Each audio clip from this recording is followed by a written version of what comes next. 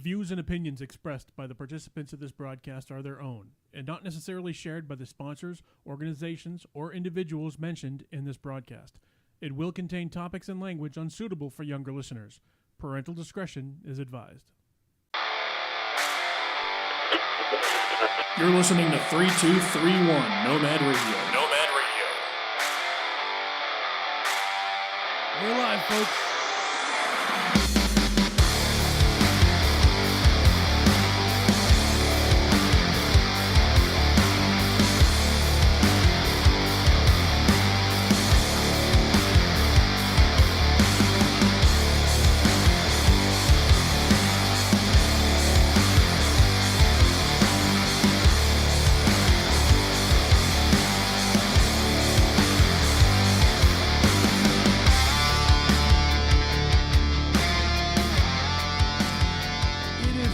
June 22nd, 2022. It is 7:11 p.m. What happened? I don't know. Just and then someone just calls me, like right as we... Someone's calling? On the phone? All right, everybody. How are we doing? What's going on, everybody? It is 7:11, I should say. 7:11 p.m. It is Wednesday, where it's time for 3231. Hello, I'm Matt. That's Ben. Hello, everybody. You're watching Nomad Radio. Nice to be here again. A couple folks in chat. Hello, David. Hello, Jacko. David, welcome back, buddy. We're really glad you're here. We appreciate everybody that's joining in. We got some folks in our TikTok broadcast as well that are welcome to join us in the live chat on YouTube. But I wanted to keep that up just in case, let everybody know what we're doing. How was your week, man? It was great. Busy. It was really great. Yeah, I've had a real busy, productive week. We had a meeting with a great group of people about taking a more leadership role in one of our organizations, and that was really great. So awesome. It was well executed. All of our specialists did good reconnaissance, and it was a good time. And the place where we had it, we can do events in the future as well, and that's really cool because that just opens up another possibility for us being able to do more speaker type events and more just like social things as well in the downtown area. That's cool. So, getting involved in the local area. Building more local community. Absolutely. That's really important to me and all the different organizations that we belong to. And on a personal note, first of all, happy birthday. Oh, thank you. Ben's birthday was recently. It was my birthday. The big 4-1. We did. Yeah, we had a big concert. It was at the Imes Nature Center. It was called Jam Fest. They somehow didn't get Ben's birthday on the flyer. Oh. So yeah, but there was 5 bands. Didn't work. Didn't turn out so well. Not they didn't let me pick the bands either. So that was another issue that I have to talk to them about. Locals or? Yeah, yes, I'm sure. I'm sure they were all local bands. It was a good time. It was only $15, and there were, I think, 2 different food options via like food truck type setup, and there was beer to be purchased if you wanted to buy beer. And you don't drink much beer anymore. No, if I drink anything like that, it's going to be like hard cider or kombucha. Danny Stark joining us from Fort Wayne, Indiana. Hello, did you hear about Willie Nelson got hit by a car the other day? Oh, no. Oh, my God, no. Thanks for joining us on TikTok. We're currently on YouTube right now, youtube.323.1. You could go there and check out our live. It's linked on our playlist there. He was playing on the road again. No, I got it. That was a joke. That was a setup. We fell for it. Poor Willie.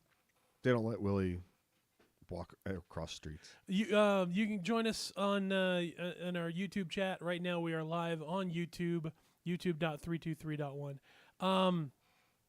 Have you ever seen Willie Nelson? No, I never saw him in concert. No, I liked him. He seems like a cool guy. I can't tell you one Willie Nelson song. I could tell you a few. Blue Eyes Crying in the Rain, On the Road Again. He was part of the Highwaymen. Okay. With Johnny Cash and Waylon Jennings on it. It's just amazing though that he is that old and he still tours and like actively plays and like lots of people come out and see him. Mm-hmm. You know, but a lot of times you almost have to wonder, like, is he just an excuse for a good time? Sorry, go ahead. Is Willie Nelson just an excuse for a good time? You know, because what was it with the Parrot Heads? What was that guy? Margaritaville? Jimmy Buffett? Jimmy Buffett, yeah. Jimmy Buffett isn't that great. You know what I mean? But when Jimmy Buffett goes on tour, and you can go to a Jimmy Buffett concert and it's amazing, and because people are partying their asses off, Yeah. and you're listening to some music that you're kind of into, whatever. You guaranteed a good time if you're into that sort of thing. Sure. Like going to the Grateful Dead concert, and you know what I mean? Like, Fish, even if you're not into that. the Grateful, exactly, or Fish, you know what I mean? At least you're gonna go and it's gonna be different. Yep. It's gonna be an experience. And you never seen any bands like that in concert, right? Kenny Chesney's kind of the same sort of vibe lately. Like he's gotten more into that, where it's about it's country, but it's also that was never your deal though. It's like beach country with your music and stuff. You were never about getting everybody to party and drink and consume and like. Yeah, I'm into positive vibes. I'm into having a good time. I'm into the rock and roll aspect of it, but I've never fit that sort of vibe, that sort of the misfit thing, sure. The creative part of it, sure. The whole artistic lightning and dragons and the sword on a hill and the wizard and all that stuff. That sort of fantasy aspect of it. The rock and roll, big noise and loud and kiss and that sort of pyro and the lights and all that sort of thing. I always liked it, but no, I can't say that I was really much into like the bar vibe. Mm-hmm. When the only time I went to a bar, not into rock and roll, says David, but I'm a little bit country too. Yeah. Oh, I'm into rock and roll, but I'm also country. Yeah, sure. Yeah.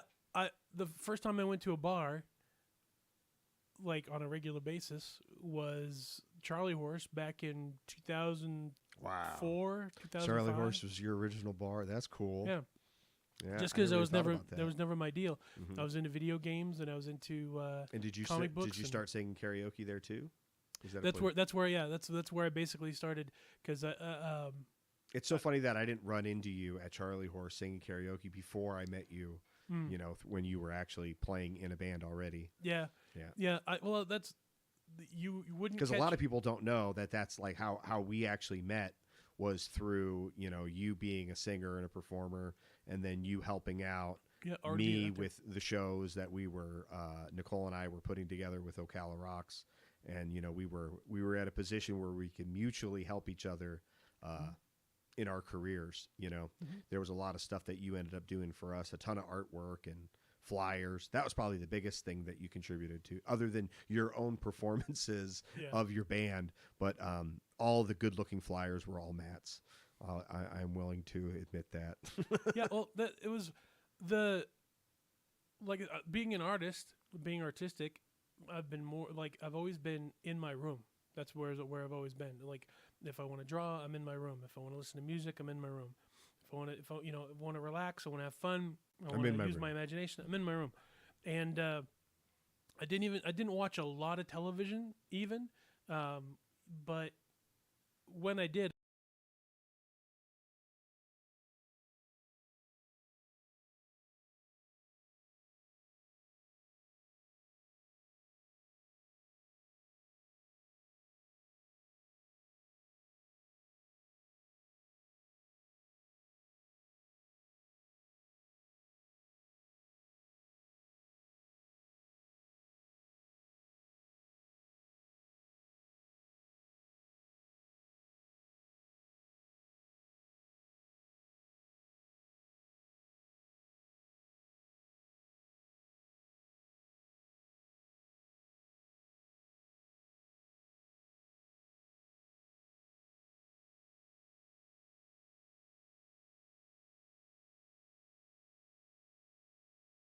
oh,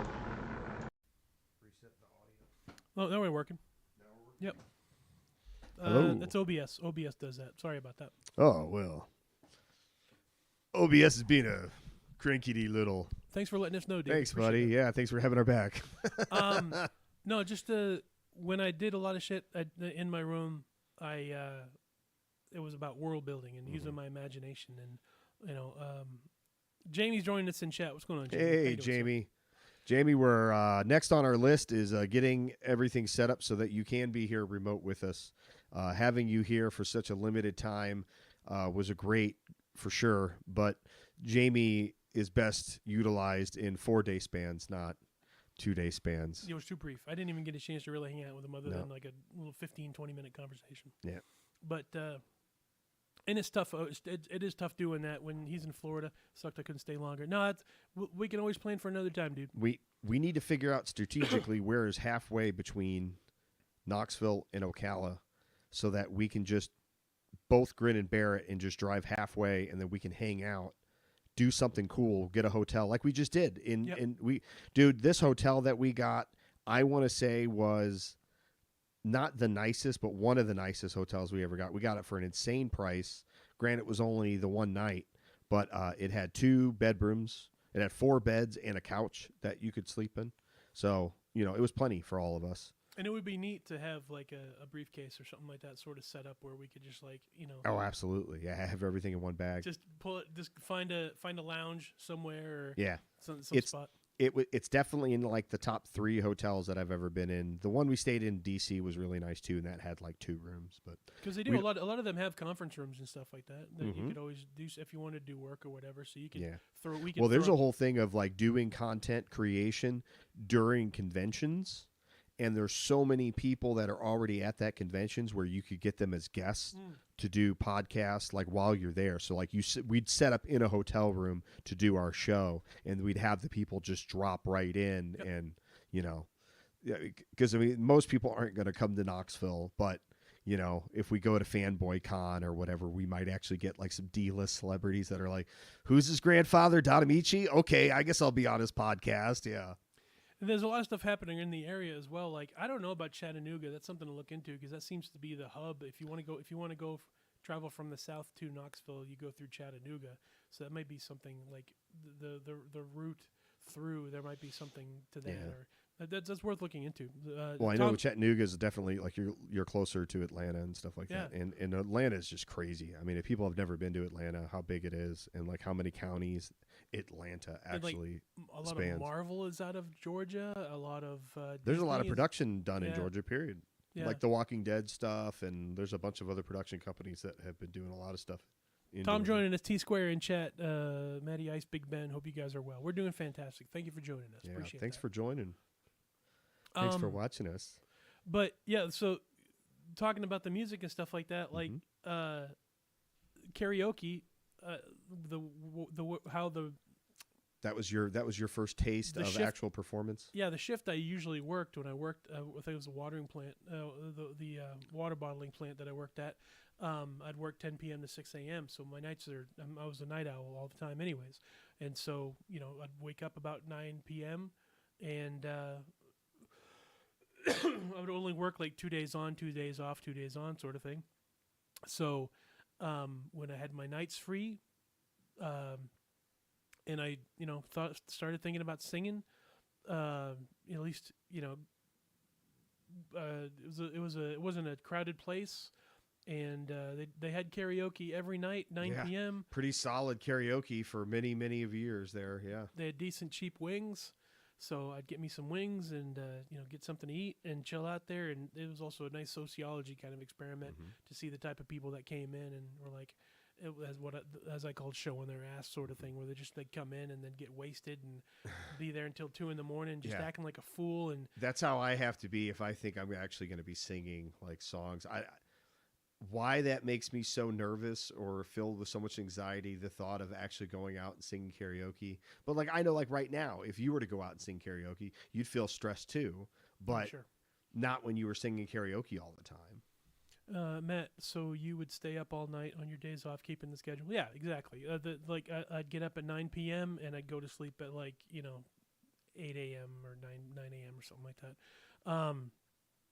But that was to keep on the schedule. That's exactly it.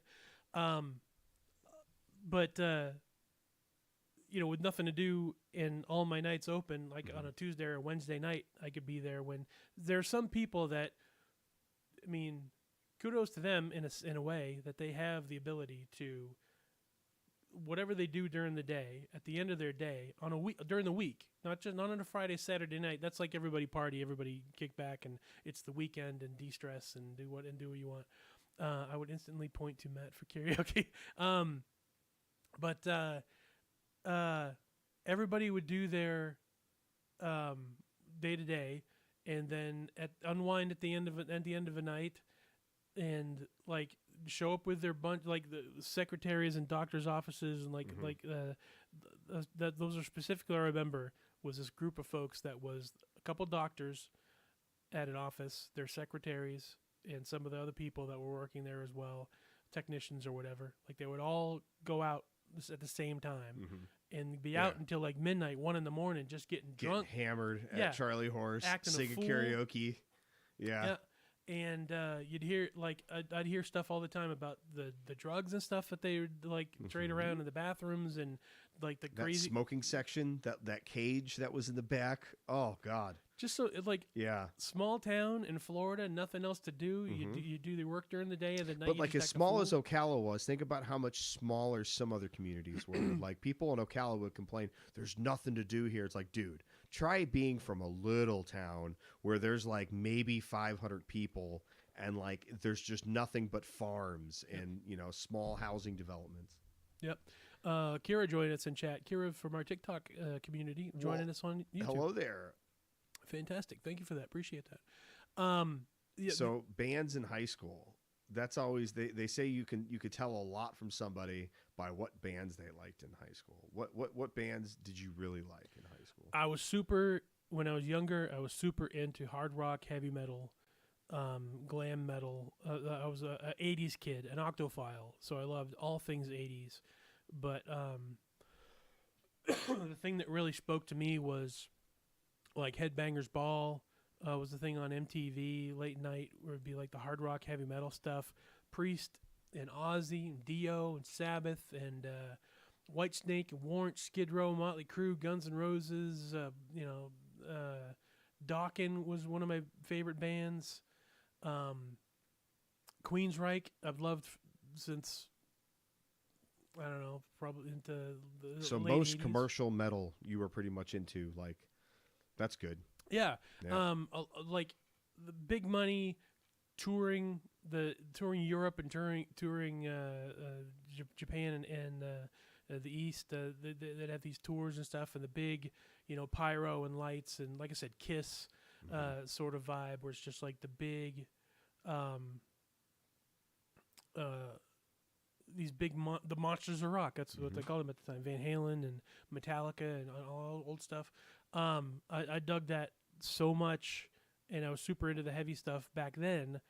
Now I've sort of mellowed, and it's still the 80s Now stuff. you're much more yacht rock So into yacht rock. than not the heavy stuff. I mean, I appreciate it, and it's fun. Every once in a while, it's nice to revisit that sort of thing. But Yeah. no, I'm much more into the vibey stuff. Hi, I have some bad news. All right, you tried okay. So we're getting a bunch of rando stuff on TikTok. So I'm gonna let you guys hang out with us. I want people on TikTok to get involved with this as well, but the folks on Sure. TikTok are like running in. You're like, randoms. what's going on? There's Yeah. a show. Who's this other guy? Yeah. Well, somebody just said, you tried celery that organically comes from stingrays. It was recently discovered in Argentina. Just completely okay. random. Yeah. Somebody And just said their parents have COVID. I'm sorry to hear that. If that's the Seagrass. case. Just like random throwing stuff on there. Yeah. But no, We're going to start farming sea cows, by the way, just so you know. I mean, if you would think livestock, Could ocean you livestock, could you could eat manatees, right? manatees. I mean, I don't think it's legal to, but I don't know if it's good. I don't know if it's good cooking. Well, they've talked at nauseum about farming hippopotamuses and eating them. Well, just is it nutritionally? I don't know. They're very Significant? dangerous though, so they don't. And then like deer, you know what I mean? Like you got to have special permits for deer, but I think that's an interesting topic to discuss. The ideas of harvesting. What's the word? Harvesting livestock. Harvesting meats of any sort. It's definitely something that everyone should know how to have, or everyone should know at least a little about doing it, because you never know if you're going to be in a scenario where you need to prepare your own protein. And you either get really good at growing beans, or you learn how to harvest animals and eat their meat. I mean, it's something that we've all been doing for a really long time, and it's shocking that like it's not a common skill. Mm-hmm. You know, like if you think about like how hard is it to preserve your food? You know, Mm-hmm. and it's like, well, it's challenging to us now because like we don't do that. Yeah. But like our ancestors did it all the time. They did it for thousands of years. You know, they didn't have electricity up until just Mhm. recently. So everything that you ate had to be like shelf storage or Yeah. in season. To be able to sustain yourself is go to the grocery store, Mhm. and but like Yeah. there's a whole industry behind that. And yeah, that's you're absolutely right. Like it's the things happening right now are not what they were 100 years ago or 200 years ago. Well, for sure. that was an interesting thought experiment that we did with our own neighborhood here where we live. And it's, count how many homes are in the neighborhood and then figure 2 cows per house. And that's how many cows we need every year to Mhm. produce all the beef for our neighborhood. Do we have enough acreage to do that? Well, yes, we do. But who's buying all the bulls? And you know what I mean? Like, Yeah, who's it's so weird. I was having that conversation about pigs too, because I'm like, we might have been talking about that at some point, but using pigs to clear land? Well, the idea of how many pigs Oh, how many pigs do you need? Even? do you need per year? And I thought, like, Well, if they're the really big ones, you could probably do 2, and that would be most of your pork for the whole year. And I mean, you might have to supplement it with certain cuts or whatever, but like, well, my thinking was Yeah. like, for a community, like a social gathering sort of thing, Mhm. 2 pig roasts a year is pretty awesome. oh, absolutely. Like, and that would be like a spring autumn sort of a Mhm. thing where it's like you celebrate the beginning of the season, Yeah, and then you celebrate the ending of the season. Sort exactly. of thing. That was harvest and Yeah. Well, there's different pagan holidays and stuff like that we could just attach to. And, Yeah, and- absolutely. And utilize that. The Catholic Church did it. Why don't we? How many porky pigs would you eat a year? At least 2, right? I mean, maybe would say 4. 2 pig roasts a year sounds The thing amazing. too is that most people, when they eat pork, they're eating pork from usually very large pigs, and the kinds of pigs that we want to raise here are much smaller. They're like the American guinea hogs. They're your typical little black pig Mhm. that only gets to be about max 300 pounds versus most pork that you eat was actually from like a huge pork pig. Mhm. You know what I mean? That was like 400, 500, 600 pounds. Mhm. You know what I mean? So And for most people that are raising pigs and slaughtering the pigs and using it, like they go what's nose to tail sort of thing, something like that. Yeah. using it like a pig roast wouldn't be the entire pig, and then the meat that you have left over Depends would on how big last the you- party is. You know what I mean? That's like, true too. And then if you're doing babies, that's the other one, because a lot of people they'll get feeder pigs and they'll just those are babies basically, and they'll just fatten them up, and however much meat is on there is what's on there. Mm-hmm. So we could totally do one of those. That's not going to be expensive or hard to Yeah. do. But ideally, it would be somebody who was like, like we could consume all that meat at one sitting, and then there's also smoking meats too. Like I Right. really want to, smoke some of the cuts. Yeah, But make it what I'm last. thinking would work best is if we do the weekend prior to the event, let's do a workshop where we butcher all that meat and then we'll cook it for the meetup. Like we'll cook it for the Mhm. party, and that'll be a really good farm to table. We've actually type had some scenario. folks chime in on our TikTok. Was it Nowhere Ranch says 2 cows, 3 pigs, 150 chickens. Is that annually? How many? What you? I what could. you Oh, would think? sure. Oh, for a whole family, 150 chickens. Yeah, Uh, that's another thing that we're going to start doing is running more poultry in electrified netting scenarios where we're basically just like taking an area of the property and closing it in with the electronet netting and just letting the chickens be in there and then move them to another area, then move them to another area. That's very cool. Yeah, pulsing them through the land. Dan DeRosa says I eat 1 or 2 pounds of meat a day, mostly chicken. Nowhere Ranch responds. You wouldn't Chicken be if used you to had be raise really it. expensive.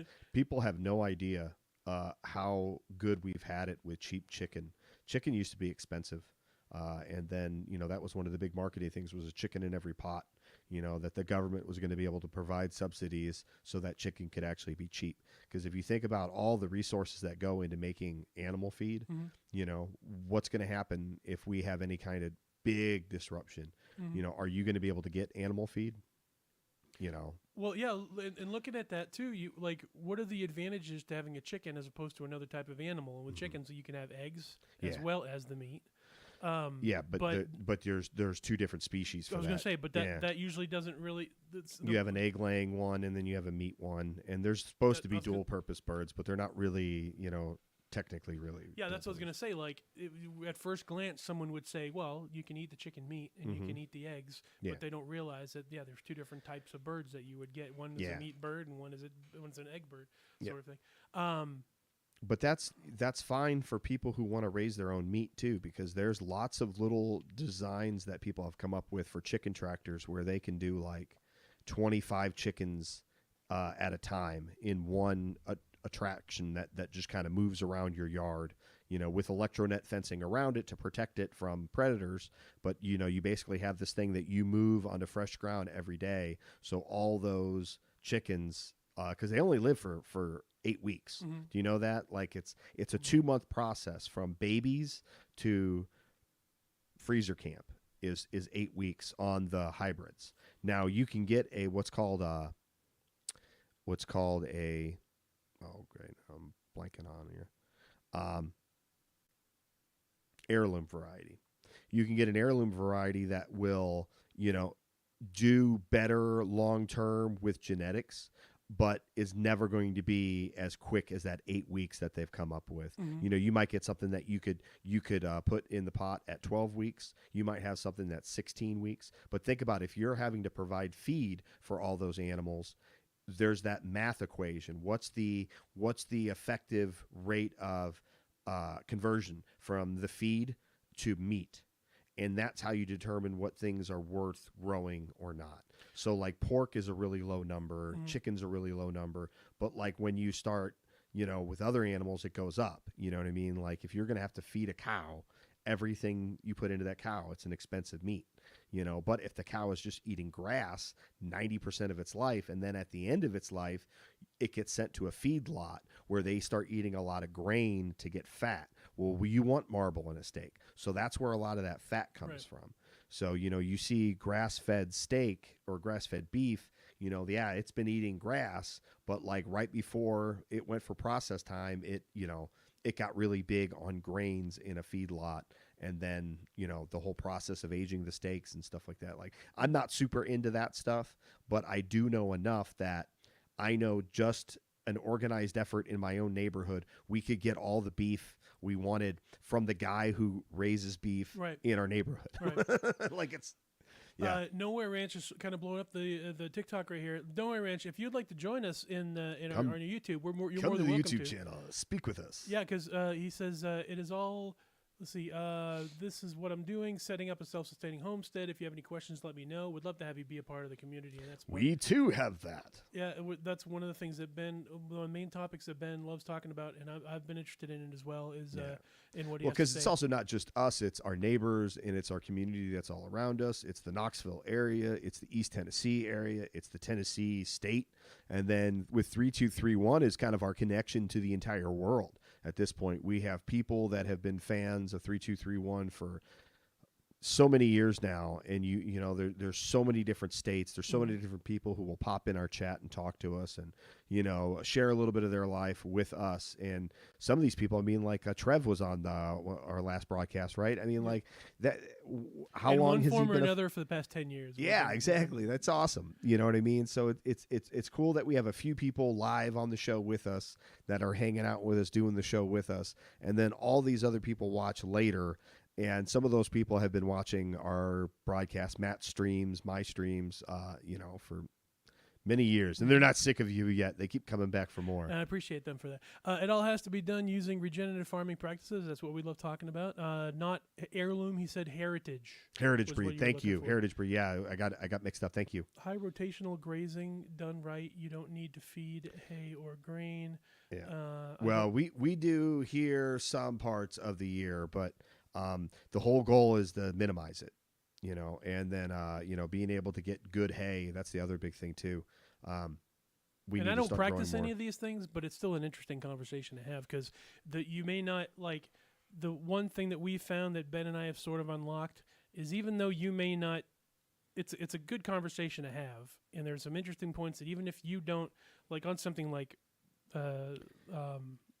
regenerative farming and or permaculture in general or anything like that. Yeah. Even if you're not practicing it and you're 100% in on it, there's knowledge to glean from that you can apply to your own life. There's a code there. Yes. And that's something a that lot we of talk it, about like as well. I think, comes down to like the ability to audit situations and to look and see like where a system is and how a system is designed, and then how you can see in a design how efficient it is. It's all work smarter, not harder. Yeah, in a whole Can apply to systems anybody's design. life. So when I'm looking at like our audience and the groups that I run, and I'm seeing, how efficient is everything we're doing. And it's like, okay, well, it's the system's as good as it needs to be right now, but if we put forth more effort, what could we do? Like today we talked about merchandise for our t-shirts. Before And the what does broadcast, that t-shirt system look like, and how much investment do we need to make into that? Because we need to do, like with anything in life, you need to look at, what can you do that has the biggest payoff that requires the least amount of effort? Because ideally you want to be able to produce as much as you possibly can, and you can do that with things that are properly designed to be regenerative or be sustainable at the very least. It's an interconnection between something that is fun, something that is fulfilling, and something that you can you want to do something that's worth something, not just to you but to other people as well. Yeah. It helps for it to be fun. The thing that motivates us the most is that like I want to. Like you said, work smarter, not harder. To be more effective. To find stacking functions. That's another big one that we've been working on just the past couple of days. How many ideas individually aren't worth doing, but if you combine several projects together, and you're like, oh well, there you go. You had all these problems, and you came up with solutions that were able to piggyback on each other and really come up with some really cool designs for when they're needed. And that's the thing that makes life worth living, is to do something fulfilling that can affect not only you, but can affect your community as well. And that you want to be able to help as many people as possible. Yeah. And you want to be able to do something that, like, you want to feel like you're winning.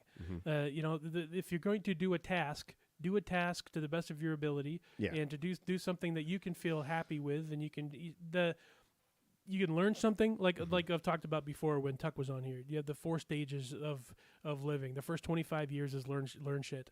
The second 25 years is do shit. The third 25 years is teach shit. And then the last 25 years of your life, if it's still around there, is pretty much just focus on just shit. Just try to shit, literally. Bad joke. So, but it's the idea of if we're going to do anything in life, do something that's worth doing, that's fun to do, and that people can benefit from, not just you, but it's finding that generations niche. down. It's finding the niche. Where do you that was a big part of our conversation that we had last night, was where do we all fit in, and where. I'm glad David got it. David is the only person that's ever laughed at that joke. Nice. Because I don't deliver it right. Yeah. First is learn shit, then do shit, then teach shit, then shit. Well, I mean, I think it comes down to one admitting that we're all unique and that we all have different gifts. The Lord gave us different gifts. Absolutely. Matthew. We all have different roles. Yeah. In life. Exactly. And specifically even in the 3231 community. We're definitely inspired by the people who have taken the time out of their life, their very busy life, to hang out on our broadcast, to watch our shows, to comment, to chat with us, to give us feedback, let us know, our mics aren't working, or the video's flipping out on me, or whatever. Thank you for all those people who do that. Yeah. And Jamie's been a huge help with trying to get us set up, and Andrew. There's been a bunch of people that have contributed one way or another, and there's a whole laundry list of people who are going to be entering this world, this vector of 3231. Tuck included. Tuck's coming back, and Tuck is going to be here on a series of shows, because Tuck is just so incredible. He could be a guest on Nomad Radio, but really, to do Tuck proper, Tuck needs to have like a co-host spot. Yeah, I said it before. He's a brand. He's somebody that you don't just want to get a clip of what he has to say. Mhm. He has a vast knowledge and We calculated and a hunger for knowledge. if he came over every week and recorded, that he easily has an entire year's worth of shows already planned out. So it's very easy to see Tuck doing that. As dedicated as Tuck is to things and projects, how he fully embraces things, there's no question he could do an amazing set of shows, especially when we just get the hardware set up for him. You know what I mean? Because if we can get a drag and drop scenario where he just hits the button, he clicks start streaming and stop record. You know what I mean? Like, and then Tuck can just go. Yep. So. David asks in chat, speaking of 3231, Matt, you hear anything yet about Nomad merchandise coming back to the shop yet? That I'm working on. I apologize for that. Real life has been at the forefront for me, dealing with going back to work and all. So I apologize. I had not messed Were you with a little that yet. behind on some artwork or something? No, just that. So the Nomad Radio T-shirt that we had in the shop is not in the shop right now temporarily because the service that we use, where I submit the artwork, they can reject the artwork as far as for production wise, if it's of a low quality or if it's the Or wrong too high size quality. or something like that. I just have to I have to contact them and figure that part out, but I haven't gotten with them. Did you yet. let legal know? Because we have a whole legal department now. So Do we? we do. So you just send me that email and I'll CC it. No, We'll get it taken care of. I haven't dealt with that yet. But I do know there are some people that would like one of the Nomad Radio shirts. I thought it was fantastic. Like I said, I uploaded it, purchased a couple shirts for myself that you guys have seen on here. I mean, they're fantastic looking shirts. So Maybe we I need a didn't new see edition. What's that? Maybe we need a limited edition Nomad Radio shirt.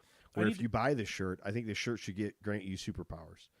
So what kind of superpowers should this shirt award you? Guys? In chat, absolutely. In chat, what superpowers should this shirt give I you? once watched Matlock, said Jamie, so I guess I'm an attorney. I guess that's how it works. At least for one episode, you could be. Stuart! Oh my gosh, please tell me this is Ben's not wearing that shirt. This is I worked for a place called Iqualic, and we were paraprofessional providers. So we'd have clients with intellectual disabilities, autism, Down syndrome, and all of our uniform shirts had to be these kinds of shirts, which was cool. Like you get to wear cool tie-dye shirts at work. But I wanted to counteract Matt's black. Yeah, Matt's blackness. We are international, man. Stuart's over across the pond in England, so great to have some representation with the UK there. Have you ever seen Bald and Bankrupt on YouTube? No. His name's Benjamin. He's a British guy, and he loves Soviet stuff, and he travels all over the world in Europe and Cool. shooting Soviet stuff. I would choose flying if I chose a superpower. Flight's a good one because, especially if you're only going to have one power, flight awards you a lot of abilities. Teleportation is that other one that I'm a little worried about flying just because I'm a big guy. Stopping. And I don't really feel like a guy my size should be off the ground very much. No, not even on his own.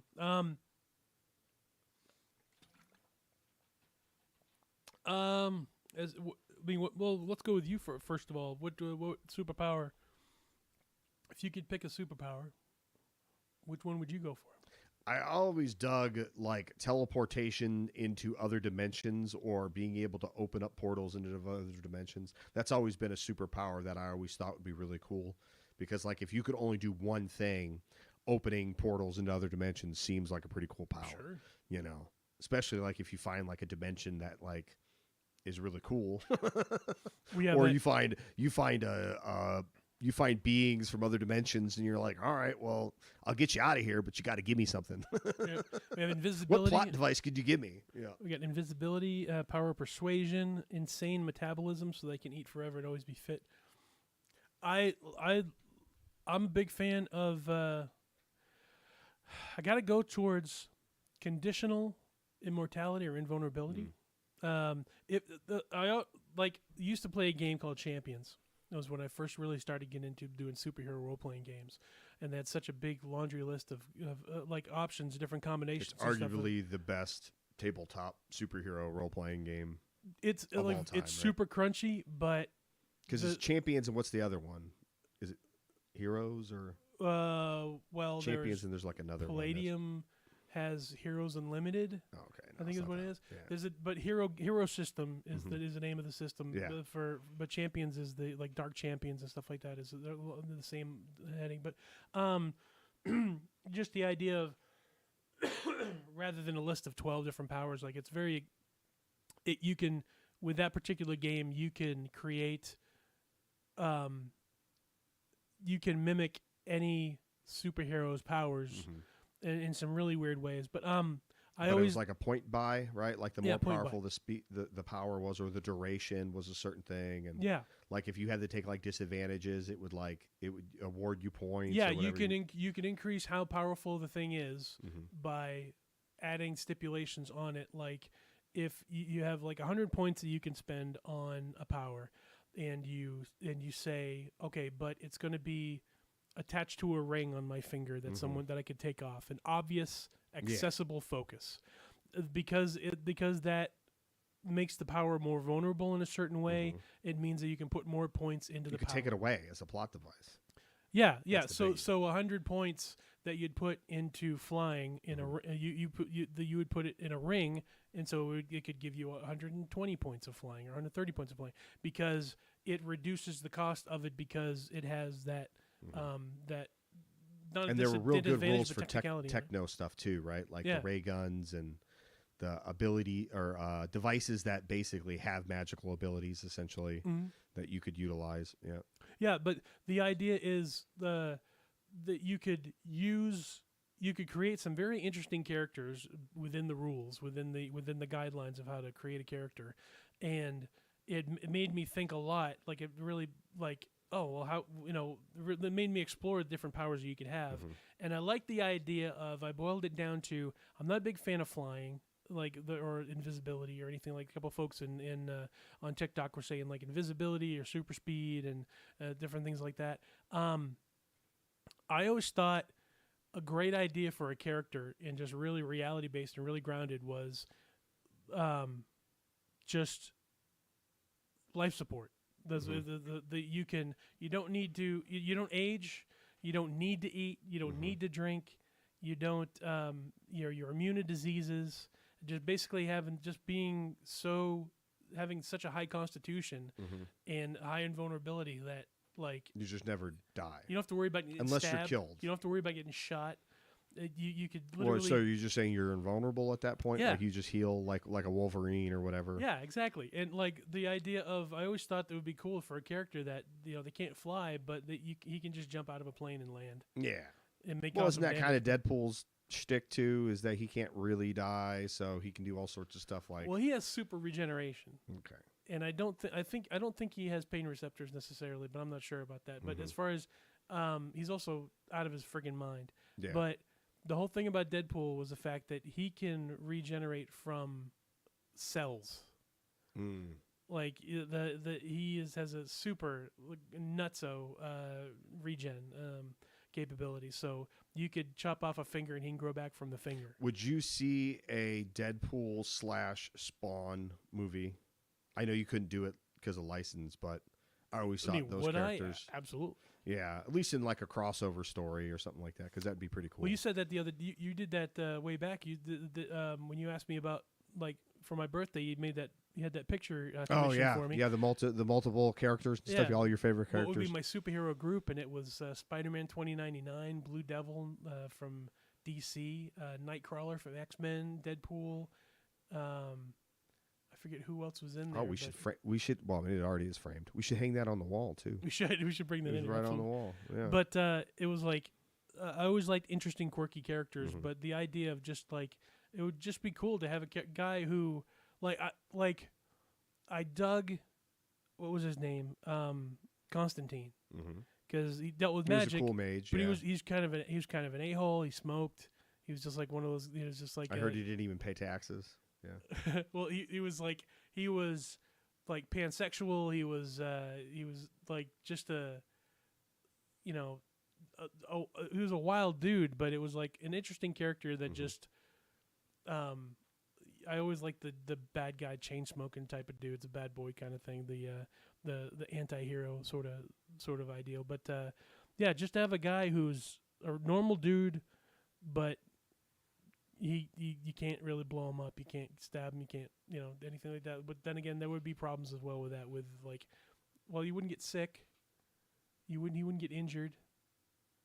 Because I was thinking, you go to the hospital, the whole thing about Batman having a knee in operation or something like that. There was some sort of thing, but it's like you couldn't poke him with needles, or you couldn't make incisions and stuff like that. So I mean, there's that's a whole rabbit hole to go down. But petroleum-based magnetism. Jamie with the interesting one. Petroleum-based magnetism, like attracting being gas. But it's petroleum. I think Vaseline. That's petroleum jelly. It's a different thing. But that was a weird one. Explain that one, Jamie. That was an odd one. But yeah, the something practical, but like the flying, the invisibility one. Like there's a lot of those things. I've read too many monkey's paws type things, so I always think of bad stuff. Pull all the plastics out of the ocean and the ground. There you go. There's some projects that they're working on that. Yeah, they're doing boats where they're collecting up all the plastic, and then they're able to convert all that plastic into oil. So, yeah. Interesting. Yeah, it's very cool. You never answered your question, by the way, when you asked earlier about bands and stuff. What if you like top 5 bands? Favorite bands? I don't know about top 5. Like it depends. Like when I was in high school, you know what I mean? Like what was I really into in high school, and then you know, you feel your tastes have changed? Oh, for sure. Yeah, because I was really into Fish for a minute, and then now I listen to Fish and I'm like, oh, okay. I have such fond memories of when I was younger listening to this, not necessarily like really enjoying it, but it's musically, it's different. You know what I mean? It's a different flavor. Just like, if you're listening to Motley Crue or, it's a different version of that. Sure. So I've enjoyed it, but mostly the kind of music that I do like is jam band-ish stuff, but not necessarily Fish. So the Grateful Dead is a huge, mountain to climb. Like blues-oriented sort of. Yeah, blues rock. Well. Yeah, exactly. So, and then, there's been so many lineup changes over the years, and then just those songs are so, I don't want to say epic, but legendary or whatever. So anybody who sings them is in this genre of the Dead. So like there's, genre of the Dead. Yeah, because there's so many bands like right now, you have there's a dozen or more nationally like known bands that tour around playing Grateful Dead stuff. So even though there's only one Grateful Dead and there's original members in that band still playing shows, like they're doing a summer tour right now, but the tickets are outrageous. You know what I mean? They're it's so much money. Do you have any bucket list bands? Do you have any bands that you'd, even now, as expensive as tickets are, that you're like, oh, if I had an opportunity to see blank? Well, that's the interesting thing, is that a lot of the bands that I like are too old now. Like they're not. Well, it doesn't matter. Doesn't matter how old they are. If I could, they don't even have to be alive.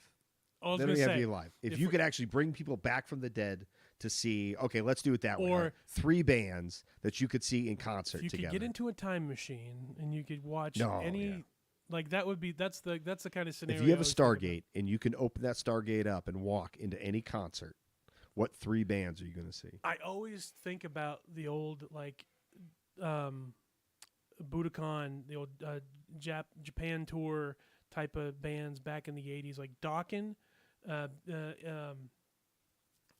Beast in the East. What was the name of that? Let me find out what that. It's the Dokken. It's like a legendary album. Yeah, Live at Budokan. I remember always seeing those titles like growing up in like record stores and stuff, and I always wondered where the hell that place was. What made that place so special that it was always live from this place? Was it just like a really well designed like arena or something? Or I always was curious. I never figured that one out. Beast from the East. It was a live album, 1988, recorded in 1988 in Tokyo. It was just I'll find out where the show was, but Budokan was a famous venue that it's kind of like the let's see, what would be Like the Winterland Ballroom in San Francisco, where like the Dead played there a billion times. yeah, or I'm trying to think what they call the Hammerstein Hammersmith. Ballroom. Yeah, I was thinking it's Hammersmith. Was what I'm thinking of. No, that's a white supremacist group. Sorry. What? Hammerskin. Yeah, no. Hammerskin? There's it. Oh, jeez. David says he would travel in a TARDIS and bring back Chester from Lincoln Park for sure. Yeah, Lincoln Park from back in the day. That was some awesome stuff there. But so were like Tool, and there was a bunch of good bands back then. Yeah, I can't find where that was located, but no, there was there were a few shows like I know Judas Priest did a live album in Japan, and I think it was just the fact of that type of music really hit hard in the 80s overseas. Like U.S. didn't treat rock and roll as with the level of respect that the Japanese did. Exactly, yeah, I can understand that for sure. And even Europe, because even now metal shows are huge in Europe. I heard in Japan that there is genres of rock that are like way more nerdy than like American rock, and that there are guitar virtuosos in Japan that play to huge crowds, but like you and I would not know who these guys are, but like they're amazing guitar players in Japan, but they don't have, you know what I mean? They don't have like an American following or whatever. Absolutely. Jason joining us on TikTok. Hey Jason, what's going on, man? I've been doing pretty good. We're doing all right. Join us, Jason, if you want, join us on YouTube, youtube.323.1, if you want to jump on and hang out with us and chat. David says in chat, most of the music on nowadays is just complete trash. Older stuff always better. I think so. A lot of it's completely digital now too. A lot of the There's stuff, not a lot of acoustic. The way that I see it is that I'm older, and the music that was made for me was made back then. Like I said, 75 to 95 in that little area there is the music that speaks to me. And this is not. Were you ever into vinyl growing up? Sure. So there was a period of time where your albums and 8 tracks. Yeah, I mean, there's an appeal to all those things, cassettes and all those things. But the vinyl, there's a certain warmth to it, a certain sound. Do you remember the last album you listened to on vinyl? Last album I listened to on vinyl, gosh, probably. Oh, you had to ask that. What was the name? It was Lemmy's band, Hawkwind. Hawkwind, probably the last vinyl album I listened to. That's a good answer. It was a good album too. But other than that, like maybe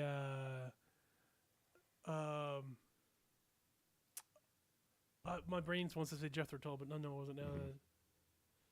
Ted Nugent, I think I listened to.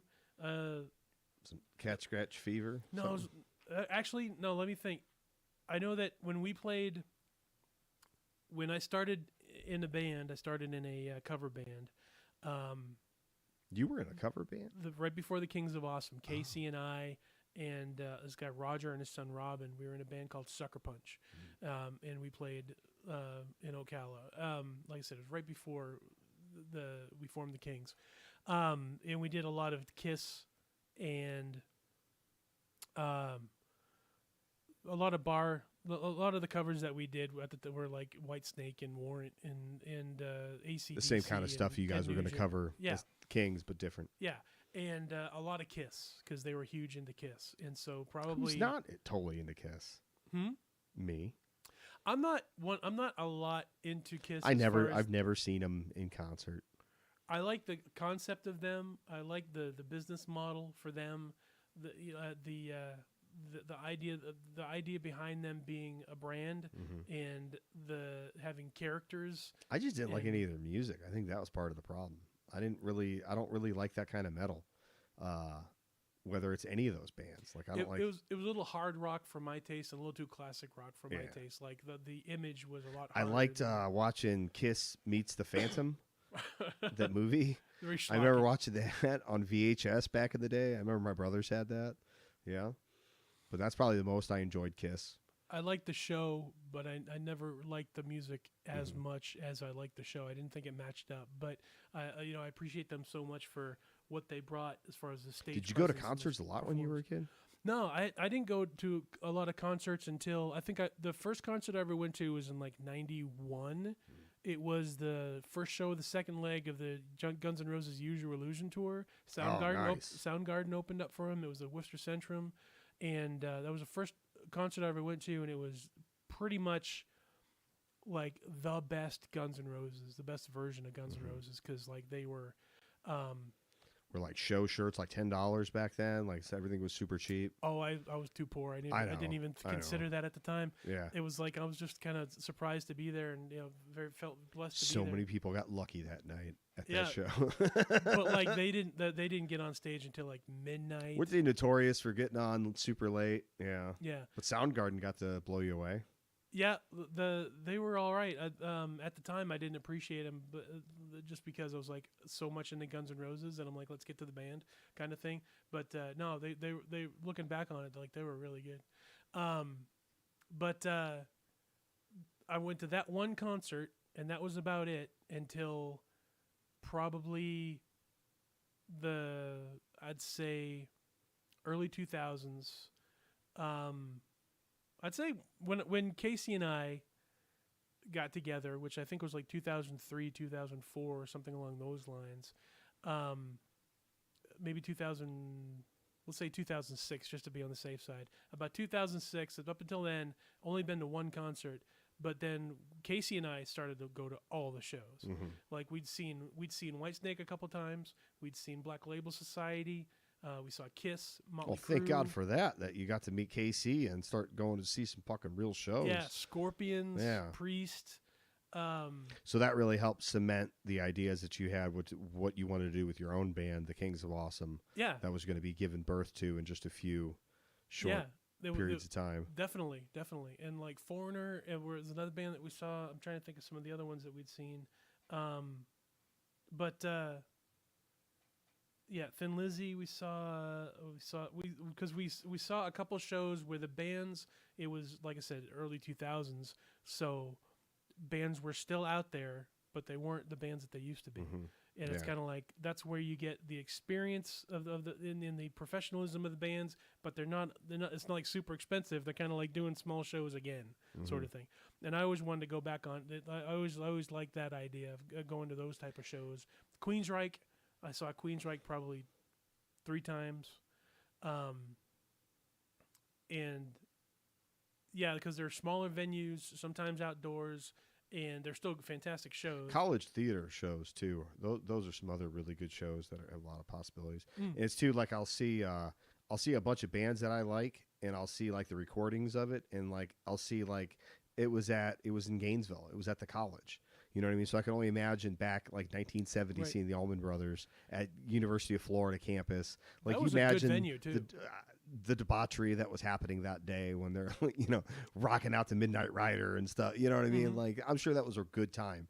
And it would be amazing at some point where technology would award you the ability to be able to experience those concerts again, almost like you were there, even if Mhm. you weren't there. But it'd be just like it. I mean, if you think about like what VR is allowing us to do now with Mhm. technology, imagine being able to see a concert or experience an event almost like you were there. Mhm. Even if it was like digitally recreated with artificial intelligence or whatever. If there's even a remote possibility that there was a recording or whatever, they could recreate stuff. And Sure. fill in bits that aren't there. And the audio video technology to get the experience of like the surround sound and that sort of Mhm. thing. Like you could easily recreate a lot of the vibe. Yeah. Maybe 75% of the Well, they're saying complete even, like, experience. with like Neuralink and all that stuff, like once they have a direct input into our consciousness, when they recreate things digitally for us, it's going to look almost identical to like real life. So like if anybody who's alive, like I'm wondering if they could like read their thoughts and recreate memories with that technology. And then like, so even if you vaguely remember something, you could go from vaguely remembering something to like intensely remember something. And then all the different details, could be enhanced, or my daddy was a superhero. You know what I mean? Well, I was gonna say, yeah. You talk about that, and then My mom brain, did care about me. my brain goes Black Mirror, Twilight Zone, where it's like, why not just bypass all of that and just shoot the endorphins into your brain, and just like the shoot some chemical in your brain to make you think you really had a great memory. It's just well, that's like why Total Recall was always such an interesting concept, because like if I could go to a place where like they'll just imprint the memories that like I had a good upbringing and I wasn't abused and I wasn't a slave for the last 20 years, you know what I mean? Like that's an interesting concept, Oh, I went to Mars, Well, you've seen that trope where the guy is in his brain, he's imagining this amazing thing, and then you cut to him in reality just sitting there drooling, going, ah. Yeah. Well, like, the Black Mirror episode where everybody was actually on that spaceship that he was the captain of. Do you remember this episode? Where everybody was like in his little universe, and all he had to do was get DNA of you, and he could actually bring you into his little universe. You haven't seen this one? No. Oh, it's one of the best Black Mirror episodes, or one of my favorites. I'll have to look back on those. Is that well, Casey? Look at that, the starkness. What's going on, buddy? See, you were talking about him. His ears were itching. Speak his once name, we get and he shall appear. Exactly. The starkness, the starkness, the starkness. We gotta have KC on. Definitely should have Casey back on. He needs to be on the short list. Hello, sir. David says, speaking of technology, you guys hear about they have human or human-like skin on a robot now. Well, it's only time before the sex sure. prostitutes are like robot prostitutes are out then. Casey says, "Well, something was itching." Oh, well, they got creams for that, man. You got to go to the drugstore for that stuff. Get the little ointment or something. Or a comfrey salve. Or Ben could hook something up from his backyard. Get you something mailed to you, some supplements maybe. Absolutely. Grow Tower. No, I think about that sometimes. It'd be really cool to go back and check out a couple of those things. Casey would let you know. Casey he was there. Was the one that accompanied me, or he was the He was the column. He was the foundation of your support in creating one of the best Southern metal bands in Central Florida history. But also in my concert experience, he was the connection. He was the one that hooked us up with a lot of really good shows. Well, the band never would have been anywhere near as badass if it wasn't for Casey having such good taste in bands. Yeah. And it's kind of like sports as well. Like, I'm not into baseball, but I'd go to a baseball game. I'm not so much into. But you're not going to try to get people's autographs, though. No, the whole idea of the performance is the thing. Like, I may not be into Kiss, but I would enjoy a Kiss concert, and I have. I've seen Kiss live, and they're enjoyable. I might not be into the music, but it's a fun time. Yeah. And or like if you were not into wrestling, but you go to a wrestling event, you might enjoy it. That sort of thing, because it's the. Well, you should always be open-minded and take a shot. I mean, to say you've made up your mind and I'm not into that, or I'm not willing to enjoy that with a friend of mine. I mean, because not everything I'm enjoying all the time is something that you're into, and vice versa. And the basic thing of the production value of it, like good lights, good sound. The staging is right. It's comfortable. Well, the one thing I really enjoyed with that one show in Nashville that we went to was that they changed all the signs 3 different times. So it was one event that was going to be televised as 3 different events. So I thought that was really cool that we got to see that magic, behind the scenes. Because, when you're watching it from home, you're never seeing it not that way. You know what I mean? And that was one of the things with like Backstage Lounge up in Gainesville. Like, it was a dive. It was a small joint, but... That had to be one of my favorite places. Even though I never really book shows there and I only help promote shows, that was an interesting place where I could go, that I could relax and just enjoy the show. Because I'd be nervous about the turnout and stuff, but like I didn't have anything else to do. You know what I mean? Like Eddie had that down, and whatever sound guy was there. Yep. Hopefully he wasn't an asshole that night. Yep. But we saw so many shows. Yeah. Well, one of my favorites. Rick was there early on, and then Rick left, and then it was kind of sketchy on, he designed the system, but who was running the beast? But then the fog machine and the lights and stuff, like, it made it a rock show. It was a cool, like, the production value of it. Oh, and Eddie would record it too, and he'd sell it to you so that you could wow all your friends back home. Yep. In Dubuque. Yep, in Dubuque. That's exactly right.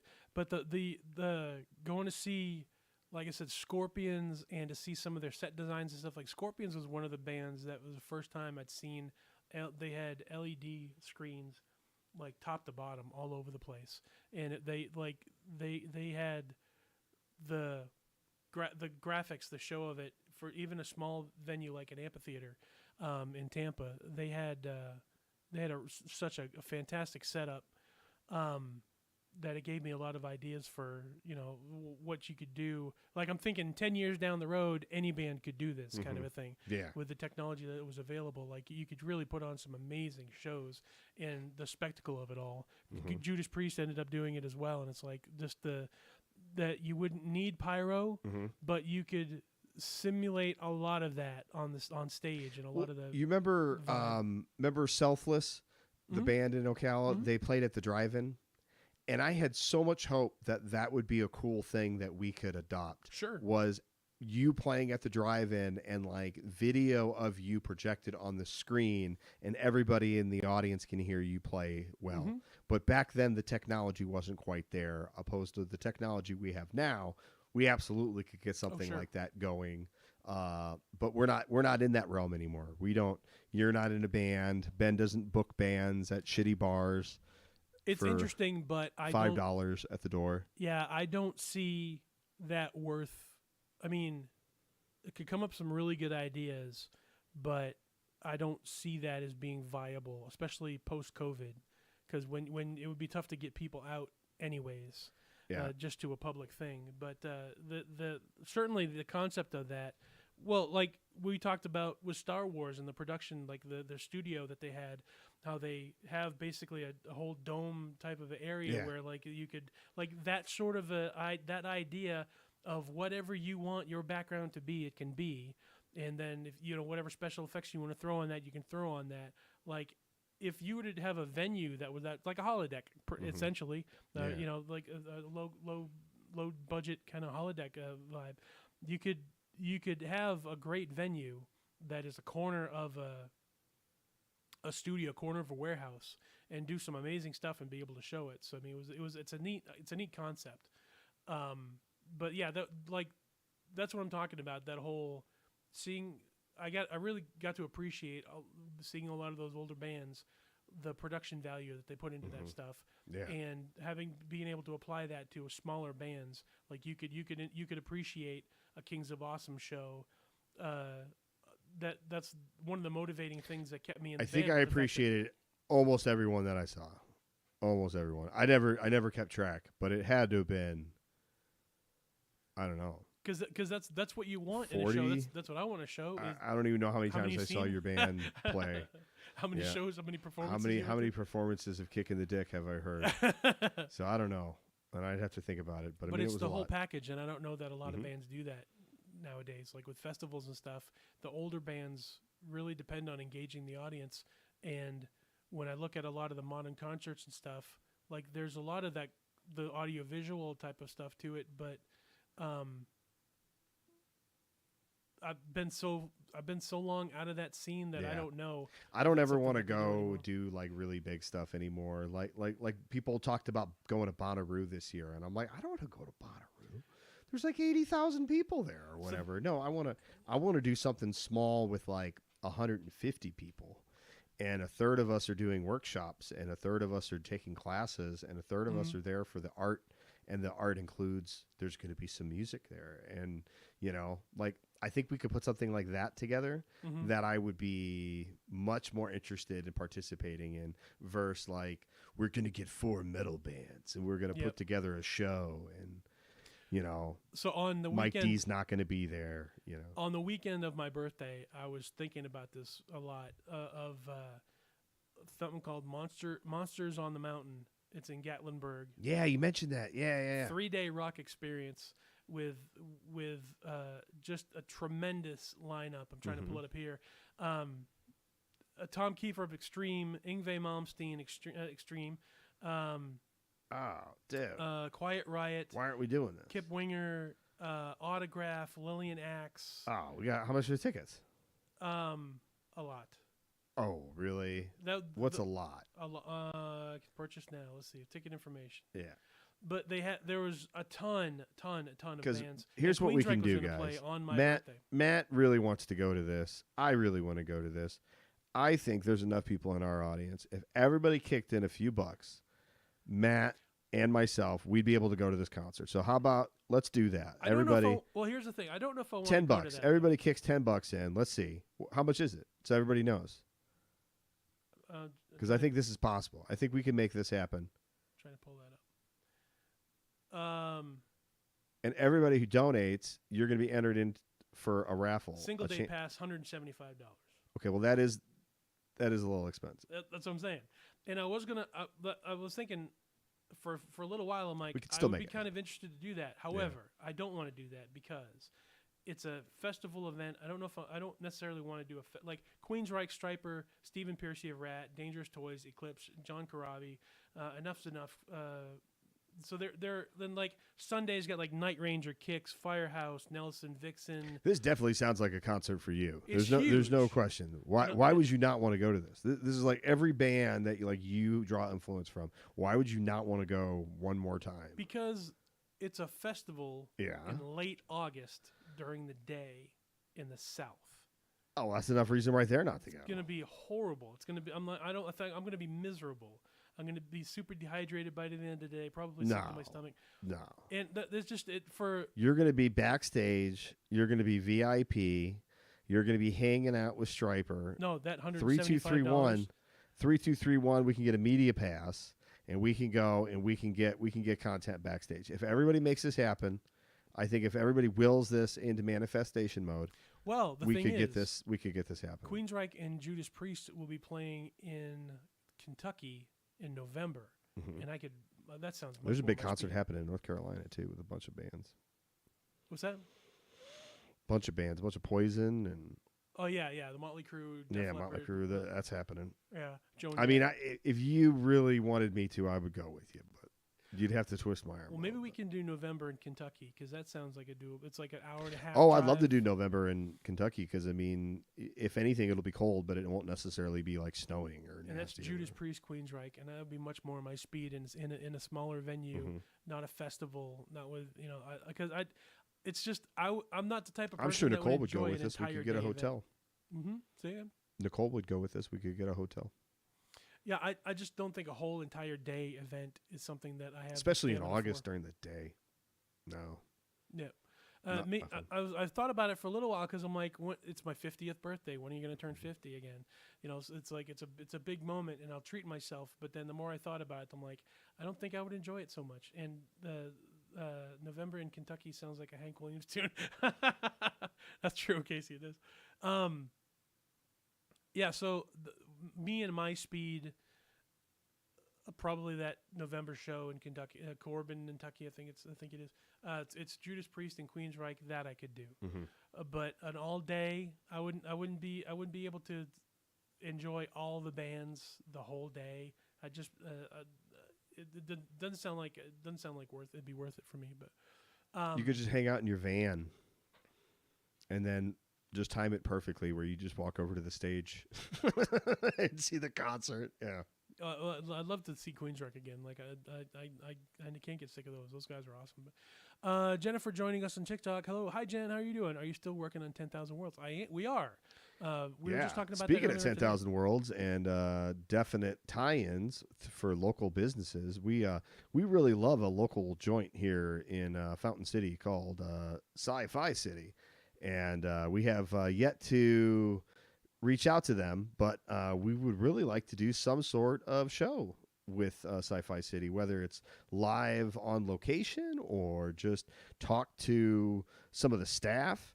I know there's a ton of game masters that do all sorts of really cool games out of Sci-Fi City, so I'm sure there's a number of people that would talk to us about what that store has meant to them, especially as much of it being in the Knoxville area, like for years and years and years. A lot of people have frequented Sci-Fi City because it used to be in the mall. I don't know. Did you ever go to it before it moved? No. So it was in Easttown Mall for a long time. I went to the mall once and it was dead. I went in just to look around. You learned your There's lesson after nothing the first time? Do you remember me? You gave me moderator permission on Facebook. Yes, I do Sure. remember you, Jen. Absolutely. Thank you, Jen, Yeah, for being moderator that one time. we Ben and I talk about a lot of nerdy stuff, and we want to appreciate it on many different levels. Like the idea of dealing, because every town has something, some sort of gaming shop or some sort of hobby shop or something like that. LGS, local gaming store. Yeah, local gaming stores and stuff. They even even the like bars and stuff that do gaming as well. We have Token here in Token. Knoxville. That's another location of a future meetup that we can do with 3231 and the local gaming community here in Knoxville. We had a huge gaming convention. Mountaintop Gaming was a couple weeks ago. We had an event. We had a competing event happening at the same time. That's why I didn't get to go. We planned on it, but we just couldn't get the dates to work out.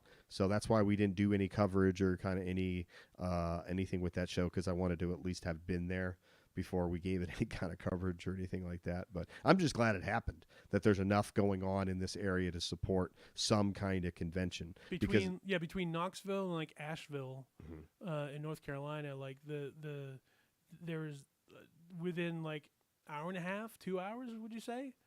Like that seems about right. Like an hour and a half radius from where we are. There's events going on all over the place, and it'd be nice to showcase those as well. But especially from like here to Nashville down to Atlanta. Like if you just think of it like that, that's a lot of stuff that we could be covering. And that's just one little part of the United States. But like for you and I, we could find stuff every weekend to cover or go to or be part of. And then even with my own groups, my own regenerative agricultural stuff, I'm trying to set stuff up where, almost weekly we're doing something. Or at the very least, it's twice a month. Well, that's what I was going to say. Like you could definitely every 2 weeks we do could something. Figure out a quarterly or monthly if you want to get that. Weekly seems like a lot for me, but we start with once a month and go from there. Yeah, you could definitely find events, and we that's something that would be fantastic to do, is to find events that we can associate especially free stuff. Free stuff that's happening in downtown Knoxville. That's another thing that we can help promote that stuff, and then actually go enjoy it and enjoy it with other people that are part of the 3231 community. Because I know there's not a ton of people here on Knoxville, but there is more and more people getting turned on to 3231, what Nomad Radio is, all the different kinds of topics that you and I love talking about. Obviously we're really heavy on the nerd stuff and the superheroes and music and permaculture stuff and homesteading. We're trying to expand all the different kinds of conversations that we have, and great people like Tuck are helping us develop even more concepts for shows that are going to be next level stuff when we start really developing those shows and putting those shows out there. Because that's the key, something that we're genuinely passionate about and is entertaining, because that's what we want to do. We want to have, like we've talked about that earlier on, having something that's fun and fulfilling, that you can sink your teeth into. What better way to occupy your time than to spend your time with a bunch of friends talking about the stuff that you love and supporting the stuff that they love and supporting each other with that. Kathy joining us on the YouTube chat. Kathy, my love. Thank you for joining us, Kathy. But yeah, definitely in the future we want to do that. It just feels like I'm recovering from stuff a lot. Personally, that's life. That's life, though. You're always in a state of recovery, for sure. Like COVID, it's just depending on the condition. Yeah, COVID, and now people are starting to get that's starting to become tolerable. I won't say that we're beyond it, but we're certainly, we're finding ways to cope through that sort of scenario. I went into a medical place and I didn't have to put on a mask. That was a step in the right direction. Right. I said, do I got to put a mask on? And she said, no, you don't. And I said, okay, well, I'm not going to wear one then. And then traveling, spending the money there, and then getting sick. It just seems like one thing after another prevents me from doing certain things. And we were always trying to, it's always playing catch up. And then timing with you and I, which again, I don't want to make it sound like it's a bad thing. You've been busy because you've been having all your events and stuff that you're doing, which is fantastic. And I support that completely. I think that's awesome. We're growing leaps and bounds, buddy. It's absolutely amazing the response we've had in the community. We just, there's a laundry list of people that I'd like to thank at this point. So please hold on. I'm just but the opportunities that present themselves with everything that you do, like the And we're just meeting new people all the time Yeah. that want to do some fantastic stuff. Yeah, Nicole's actually out right now. She's at a girls' night with members from our group that wanted to go out with Nicole, get to know her a little bit better, and we're just so ecstatic that we've had such a good response and really got to meet some really cool people here in Knoxville area, and we're just so happy that And everything's I'm- working out as good as it is. I myself am not much of a social guy No. in real life. Most people don't know that. in person. They think but you're a really social guy, and then they meet you, and then they're like, Virtually, yes. "Whoa." Yeah, virtually, yes. That's We're that's keeping where you on a short leash, guys. You don't just get to come over here and meet Matt. You got to arrange that. We got to talk. We got to arrange all that through Airbnb or Matt. I was gonna say it sounds weird, but that Matt. sounds preferable to me to be able to take We're gonna be booking gather up the dates. resources to every 3 months just have one big event where we could do like a little mini convention sort of thing, the little shindigs. Like it, where we'll be up in this area doing a show here, and then 3 months later we'll be at a show there, and then where we can have the fun. I can get all the social out of me. It would definitely work once we get to the point where we actually know several vendors in different areas. Dave suggests a VIP pass. Well, we could definitely do that. Well, we talked about getting something set up through Patreon where we'd have premium content Yep. for our premium members who Buddy are, levels, different buddy levels. Yeah. Absolutely. Jenna joining us in chat. Jenna, talking about Georgia and so much. Jenna is in Georgia as well. And I'm pretty sure she'd pay for you to come down there and give her a hug. I would like to go live down on to the air. Georgia, and I would like to see what they have around there as well. Because, after our conversation right now, talking about all the cool stuff that they have. I bet in the Jen is entertainment perfectly business. situated between here and Ocala. So that would give us a good place to go to.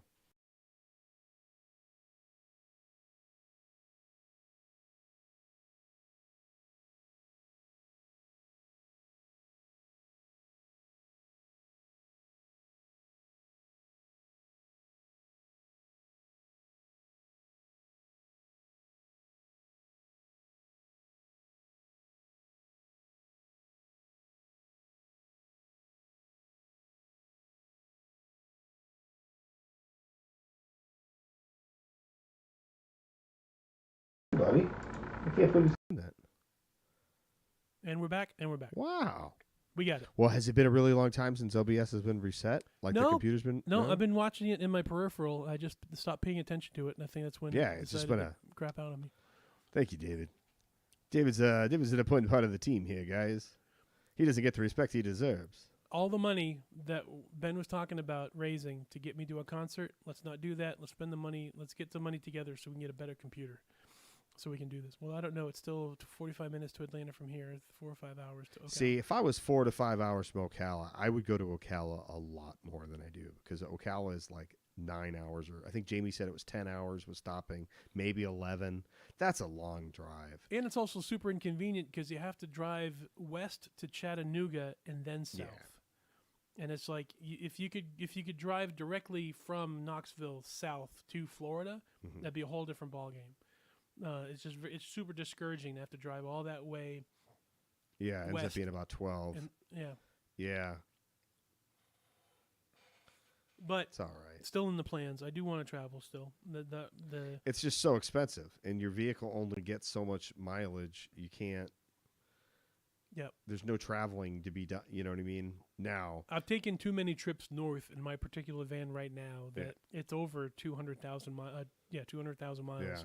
And it's like I don't see me traveling a lot in that particular van. But and then that's when things start to pile up. Where you're like, okay, so I'm going to get a new van, but we'll have to get a new van. I have to do this, and in order to get that, I have to. Well, we're gonna have a fundraiser for that van, so hopefully 3231 can pay for that next van. Yeah.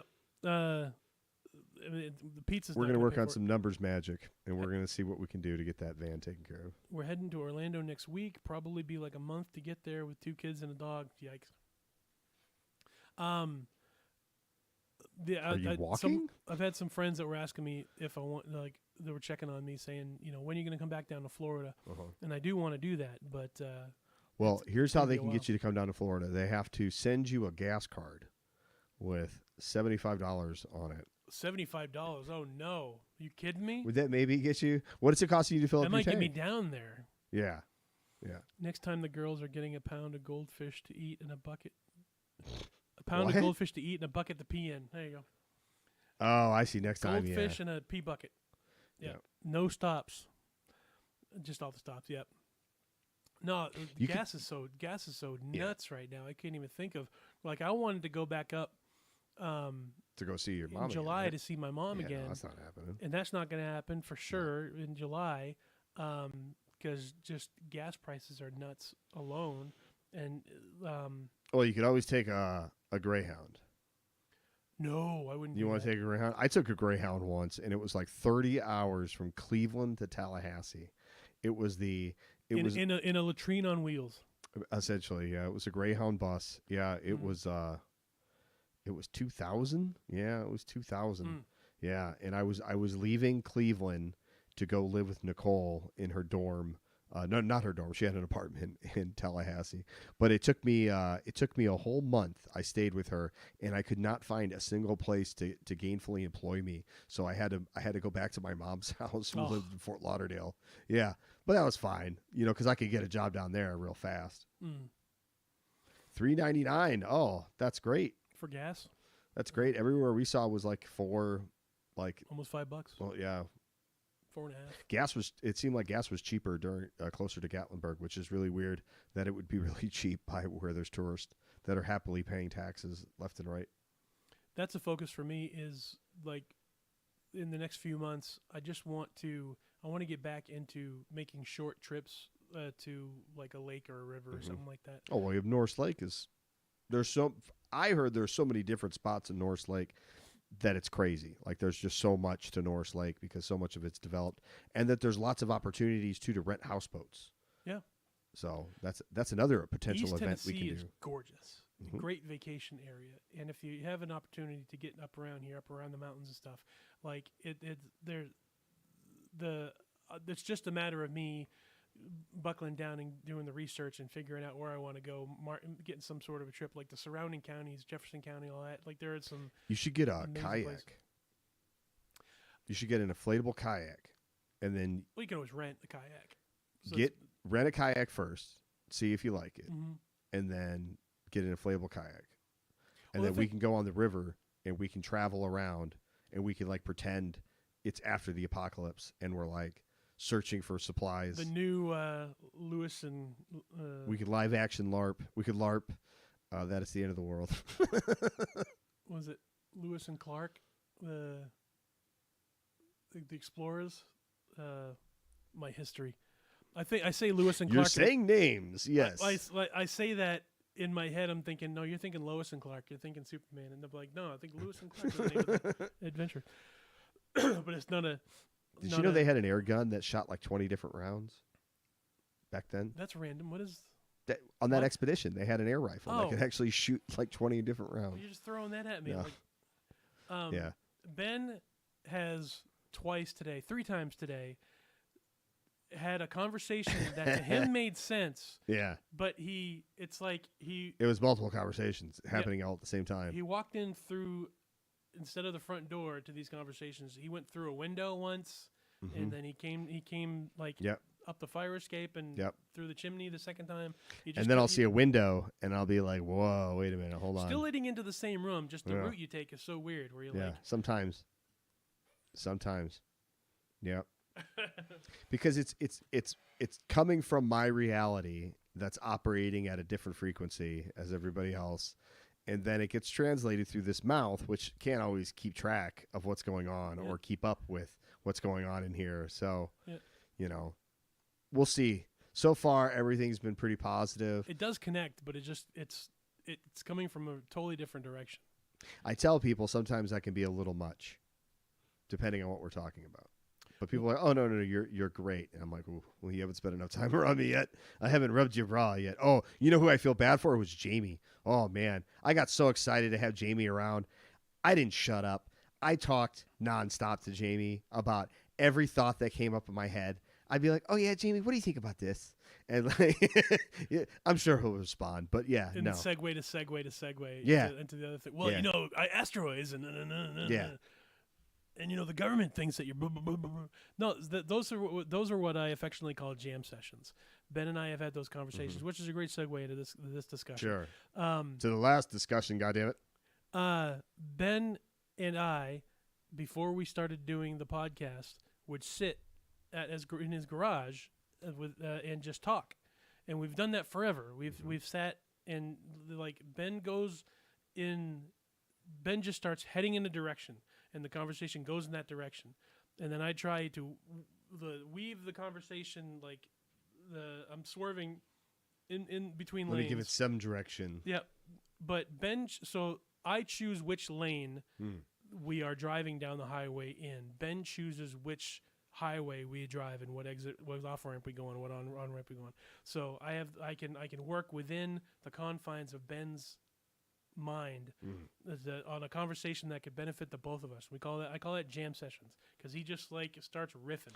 I think I'm going to start recording my therapy sessions as well because they are at least material for the show at the very least, because we talk about a lot of really good stuff on there and he gives me a lot of really good ideas. It's fantastic content.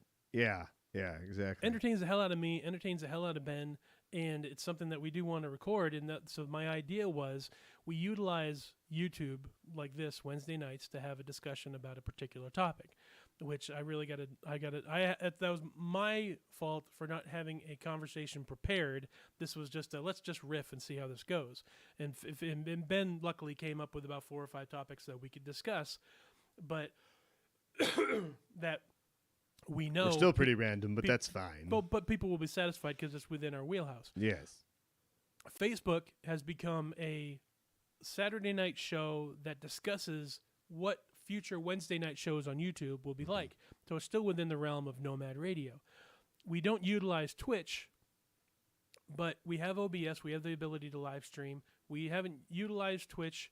We could do the jam sessions effectively, just random shit that Ben wants to talk about or I want to talk about. No like stream of consciousness. I jokingly called it live stream of consciousness that we could do on Twitch where we're just talking about whatever.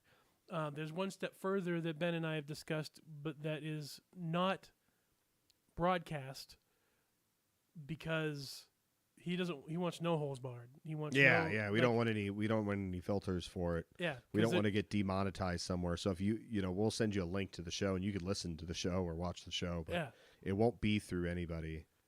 But I almost think no video for that and just audio. Or we could we could do that. We absolutely could do that. How about we just do audio? Because that'll make it more raw or whatever. But yeah. Absolutely. If that's somebody that's something someone want, it's just the idea of at this point, I don't have the energy to edit. No. To the degree that I want to. Like if I'm going to do it, I want to do it. Imagine if you got good at editing down our episodes into like 3 or 4 different clips each episode, building more and more TikTok content. Well, my brain always goes, could you imagine if we had a dedicated editor? Yes. That was skilled. Well, that's supposed to be Abby. Abby has the rest of the summer to learn how to video edit. Yeah, we're getting her Sony Vegas, and we're making her take the classes every day. Child labor. Yeah, absolutely. Or she won't be able to use electronics anymore. That's what we decided. We're just going to take her phone, her Switch, her laptop, and take everything away from her unless she produces content. For every hour of content she produces, it's an hour of her playtime. Is what you're saying. Ben, did you notice Jamie, thank you for doing that. That was really nice. I wish I had another like not fairy, but like a house gnome that replaced all the stuff that I don't want to do. I don't know if Nicole told you, but I replaced that light bulb that's out there between this room and the laundry room. Oh, thank you for doing that. Yeah, I did that. You were able to actually reach it. We all needed a ladder to reach it. Yeah, my arms got tired because I'm an old man. Yeah, but it'd be great is if I could go on a cruise, and while I was on a cruise, Nicole paid Jamie to come here and finish all the jobs on my honey-do list, and I come back refreshed from the cruise, and then Jamie's like, "Here you go. Here's the bill, so Ben, itemized." So translation, Ben's like, it'd be great if I didn't have to do anything and I Yeah. could just like have fun Well- and other people could do the work for me. That'd be great. Well, yeah, that would be great. We're doing the research. not wrong. We're developing the systems. Jamie's just the one who's going to finish them. The implementation. Because he's quite handy. He is I don't know super if you handy. noticed. Yeah. No, I want Jamie to come up here. If Jamie does come up here, I want him to do as little work as possible, and I just want him to join us in the studio. What I said to him is we need to go down there, or I need to go down there, and I need to help him for a couple days on his place. Because there's all sorts of cool stuff that Jamie wants to do, but, when does he have the time? When does he have the effort? Yep, He did the basketball hoop. He sure did. Thank you, buddy. That was done in no time. I like that. That was good. Those instructions were still fresh. All the parts were still together. It wasn't one of those projects that was like 2 years old. Really, I don't know where any of the bolts are at. You're going to have to compromise. Jamie, where are you on the microphone and the camera, by the way?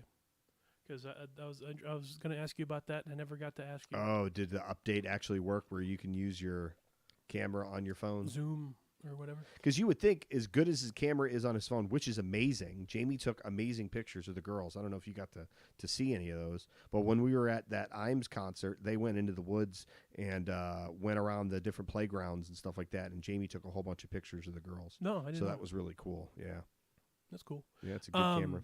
No, and Jamie's a good photographer. The reason I'm asking is because you mentioned lock the doors and close the curtains, lock the window and close the curtains on Zomboid.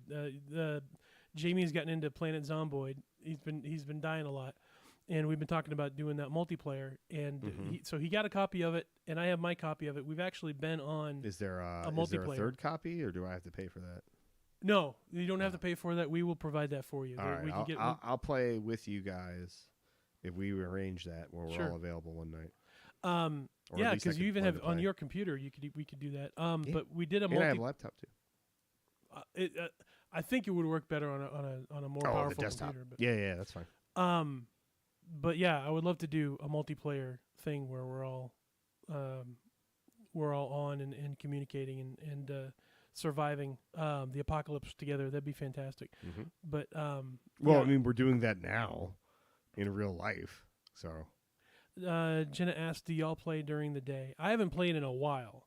Update didn't work for phone, no PC. So PC based. Mic, yes. Camera, no. But working on it. That's fantastic. Microphone, that's fine. Yeah, You got a if microphone? if you even just sounded really good, Jamie, that would be that would work really well. Even that would work fine. Yeah. The visual really wouldn't matter as much because the gameplay, like if we're going to play it like this, the gameplay would be on the screen. Then it would just be us talking anyways. Well, even like if Jamie was with us right now as a third person, and you just heard Jamie, and we're just doing the show riff. You know what I mean? Like yeah.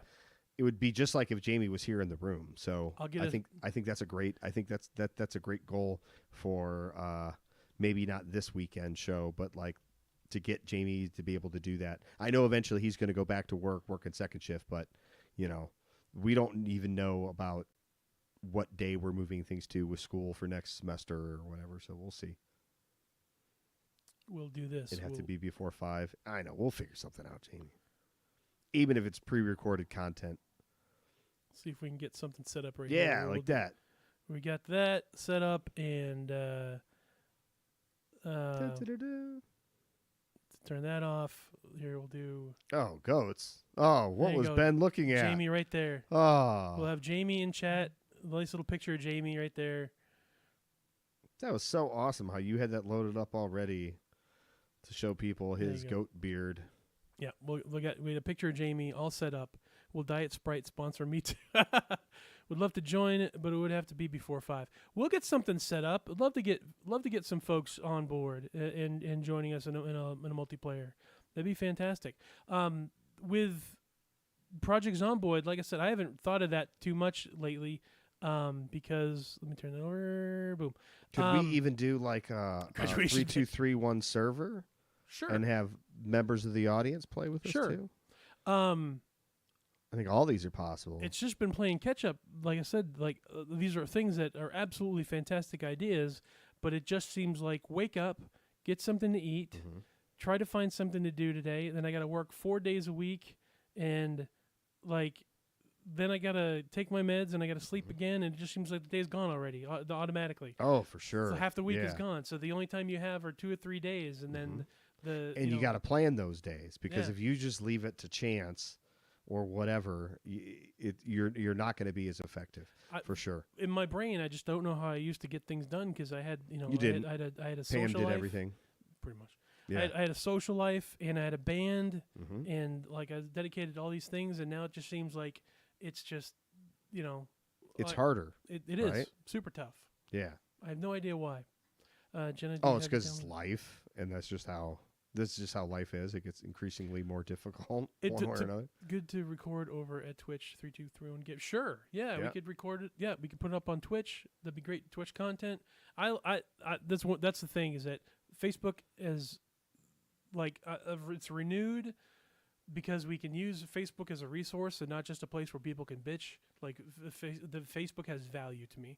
Doing a show on Facebook on Saturdays has value to me.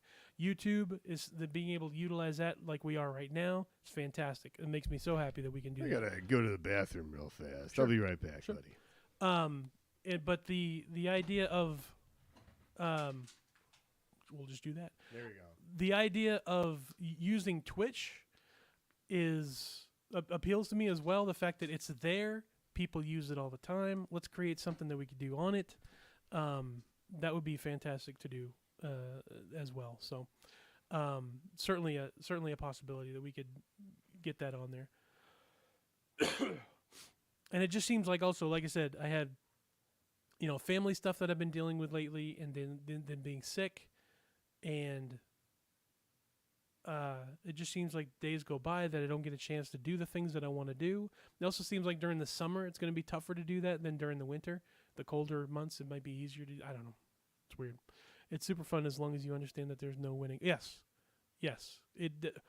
Project Zomboid. Let's talk about that specifically. Project Zomboid is a game that you will lose. It's a tragedy. Like it is surviving as long as you can. Which it sounds like a downer, but really, what games back in the day weren't that? Like you play Pac-Man or you play Mario or play anything like that. Any of those type of games, it's you keep playing the game and eventually it's gonna be game over. And that's kind of the same thing with Zomboid. It's just like what you do in the time that you're there, sort of thing. It's all good, but we appreciate you guys being out here. Well, thank you. I used to play DDO, no winning there either, but I had a great boss. Pam was awesome. She was fantastic at that. Let me pull that up as a matter of fact, and I'll show people what Project Zomboid is about. Hold on just a second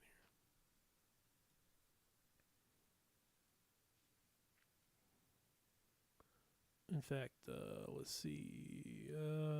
Full desktop. Let me get rid of that.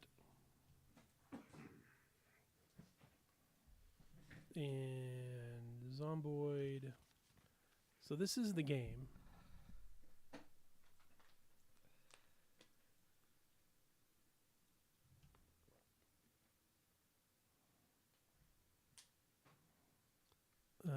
For some reason, that's just not looking right. Well, let me change that to...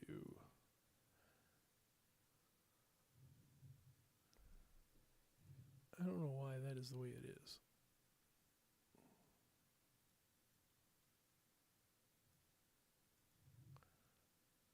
What's going on there? Oh, that's why. Because I'm focusing on the wrong thing. This is what I'm supposed to look at here. So here we go. This is Project Zomboid. And basically it's zombie survival, but you can harvest. You can do farming. You can rummage through houses. There's stuff to collect. There's like the zombie part of it is a part I don't really do too much of. But like there you go, zombie hordes. And you get vehicles and you barricade, you fortify, try to survive as long as you can, kind of a thing. It's a fantastic game. So like life? I use it as a post-apocalypse like Last Man on Earth simulator sort of a deal. There's so many different scenarios that I'd like to play like thought experiments with. Mm-hmm. You know what I mean? And all potential lessons to learn from a apocalyptic setting. Well, yeah, And, that's what like, attracted me so much to the. That's what attracted me so much is that it's so different. The let me, move that around here. It's so different than a lot of games because, like Jamie said, it's zombie survival but realistic. You're not just shooting your way through every zombie like every other zombie game. You actually think about, sleep schedules and food and drink and weather Well, conditions.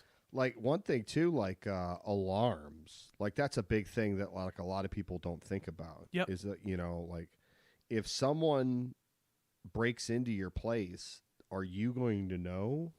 That they were there. You Yeah. know what I mean? Like are Security, survival, and like this mechanics and stuff like that. Being able to get vehicles and repair vehicles, and find fuel for the vehicles. And, the resources gathering to such a degree that, like, you can do body damage. But the graphics are so weird because it's a very retro looking game.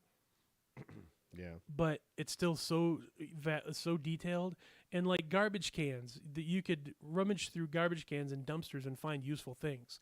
You can you have food that rots, but you could use it as compost. It's a very interesting, and then you die. Exactly. And then you eventually, no matter what, you die at the end of it. But there's a deal on here where let's see if I can get to it. Could you use it to film instructional videos on what to do to rebuild your society or how to build a society? Could we use it as an engine like that? Like, is it as good as like Grand Theft Auto? Or can we use Grand Theft Auto as an engine to create, that meta, the Unreal, right? And then they have the meta humans where you can create human beings in meta. Yeah, we need to look into that because we need to get Don building. You could totally build them. Why couldn't you? You know what I mean? You have the finished product in front of you, and you just keep messing with it until you're like, oh, here's Don Amici.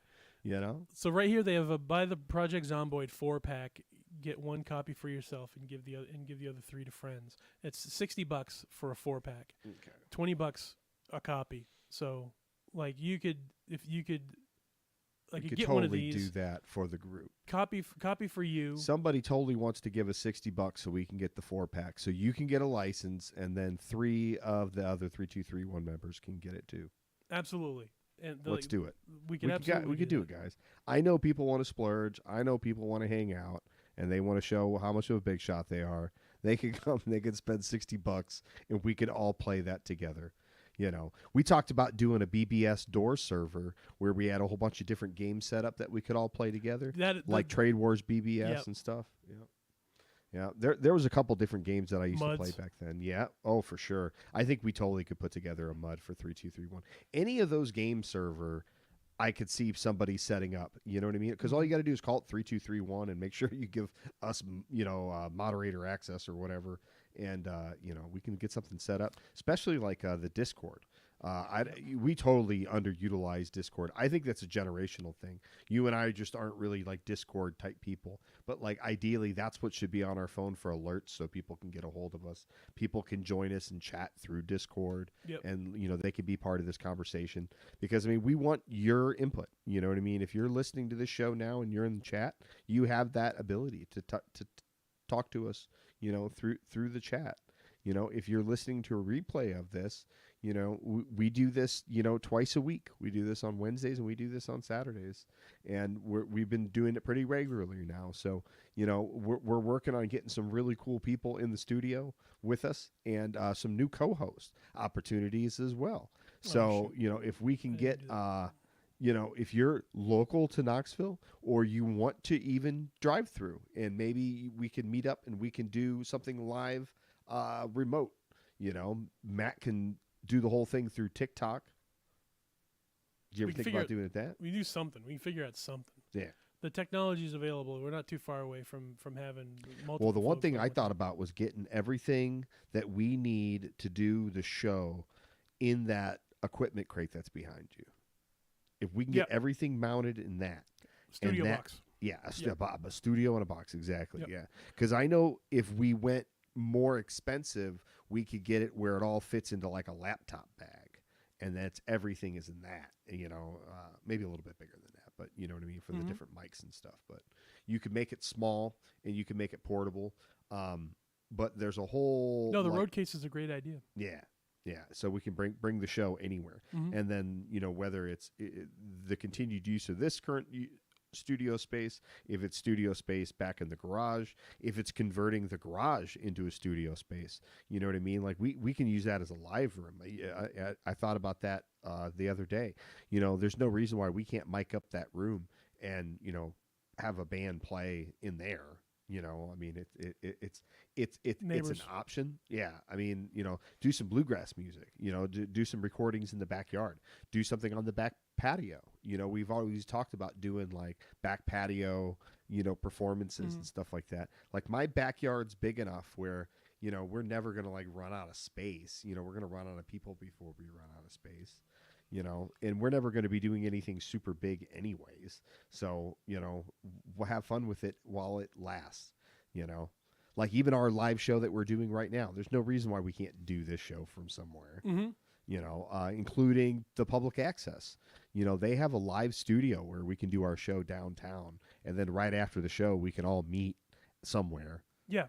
you Yeah, know. we are familiar enough with the idea of using resources in the local community, or at least having connections to people that even if we don't know, we can find a way Yeah. to get something going on. Mm-hmm. Tea in the garden with Ben and Matt. Exactly. Nice. Tea time. Tea time. Yep, that'd be fantastic. You know what I set up in the yard? I don't know if you noticed it or not, buddy. No. I set up a hammock. Oh, did you? Yeah. Is I it a did. dirty hammock? So Nah. the dirty hammock had Shout to be out to taken Henry. down, and I threw it away. It was very, very dirty. But that's what happens when you leave a.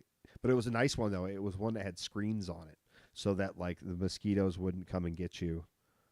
Ian joining us in chat. Hello, Ian. How are you, sir? Have you used the hammock yet? Yes. Is it enjoyable?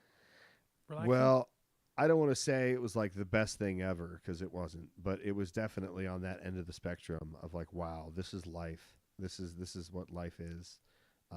You got to enjoy the small things like that because there's a lot of bad things in life. But one of the good things is laying in a hammock in your yard when it's broiling hot and like you're like, at least I'm in the shade. Yeah. And then at least there's a little bit of a breeze. Yep. And I was thinking to myself, man, what's Matt's van going to be like if he can't run the air right Yep. now? Like how hot is Matt right now?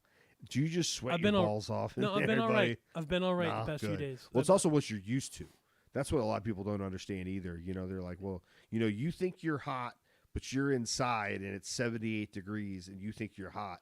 It's like they don't even have any idea what hot is. Well, until they've been in a van, that's having trouble keeping that AC going. as much as I would like it to be 65 degrees, there are 67 degrees ish, and nice and cool and, not sweating and stuff like that. 81 degrees with a nice wind and 30% humidity, still pretty damn good. You're driving along in a van, like I've done that at work, where it's like it was so nice, the breeze going through, and I'm driving along, I'm delivering pizzas, and it's not if it's humid and hot, it's unbearable. If it's not humid, if it's dry and there's a little bit of a wind, like that makes a huge difference. 83, I've been really surprised. 83 degrees, 85 degrees. The few of the days that we've had in these past week have been really enjoyable, nice and sunny, and it doesn't really get unbearable until you aren't moving and there's no shade. I wonder what a solar powered AC setup looks like attached to your van. Because most of the time you're using your AC, you're stationary. So you can adapt those panels to whatever situation you're in. Like it would be easier just to leave them set up and then you just connect to them. And then what does that look like charging your system? I don't know, because it depends on the type of system that you have. I mean, you're talking how expensive even it, you know what I mean? Like it's a great question to ask because a lot of people. How many batteries would you need? How often, Yeah. like how much time would it take to charge the batteries up to a certain point that you could run the AC, and how long do you run the AC before, and because you can't run AC off of solar panels. I don't see that happening. You just need a lot of solar panels, and you need to be able to charge a battery off of those panels. That's the other biggie. And certain people's setups aren't set up properly. Like a lot of solar setups that people have now, they don't have batteries and charge controllers. They just sell to the grid, and then they get they get a check. You know what I mean? So they still have to pay their electric or whatever, but like they make money off their solar. But like what I'm talking about is when we would design communities, they would power off-grid.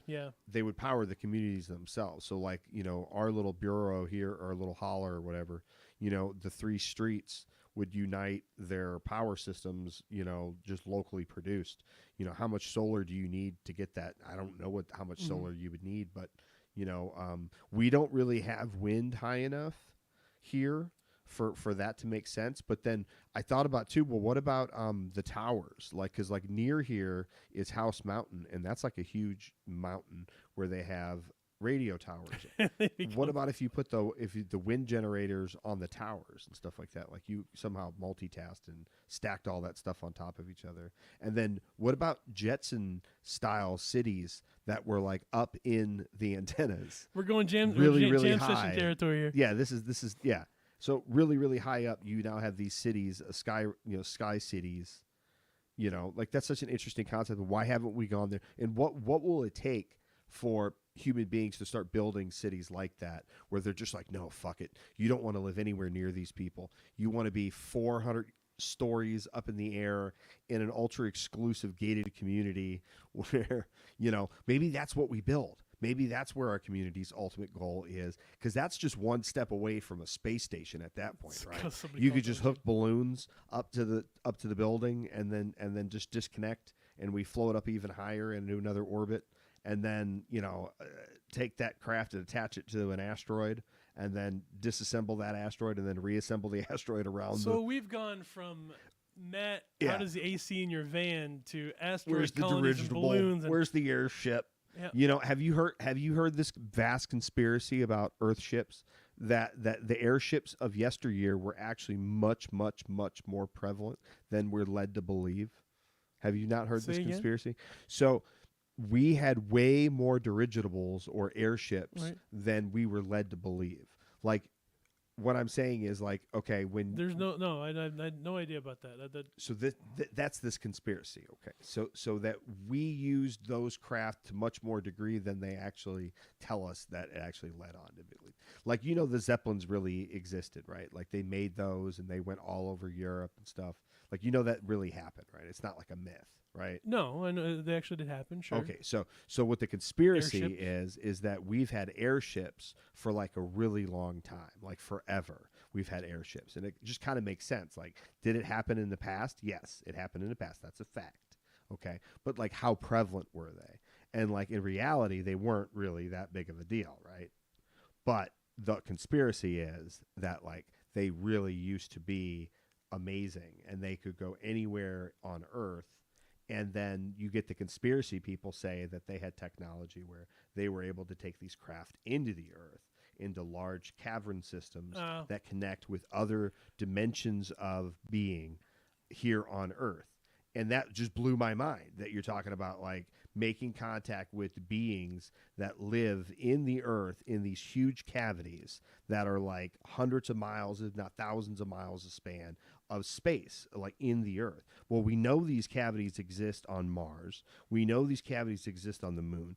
They're lava tubes that are like miles across. So basically all we need to do is we need to find these caverns, reinforce them, and start building these colonies that we've already perfected out in these giant Jetson cities that are basically flying 5 miles up in the air, that are connected with any kind of number of technologies that we could send things up for lower cost of energy than we currently take to send stuff to outer space now.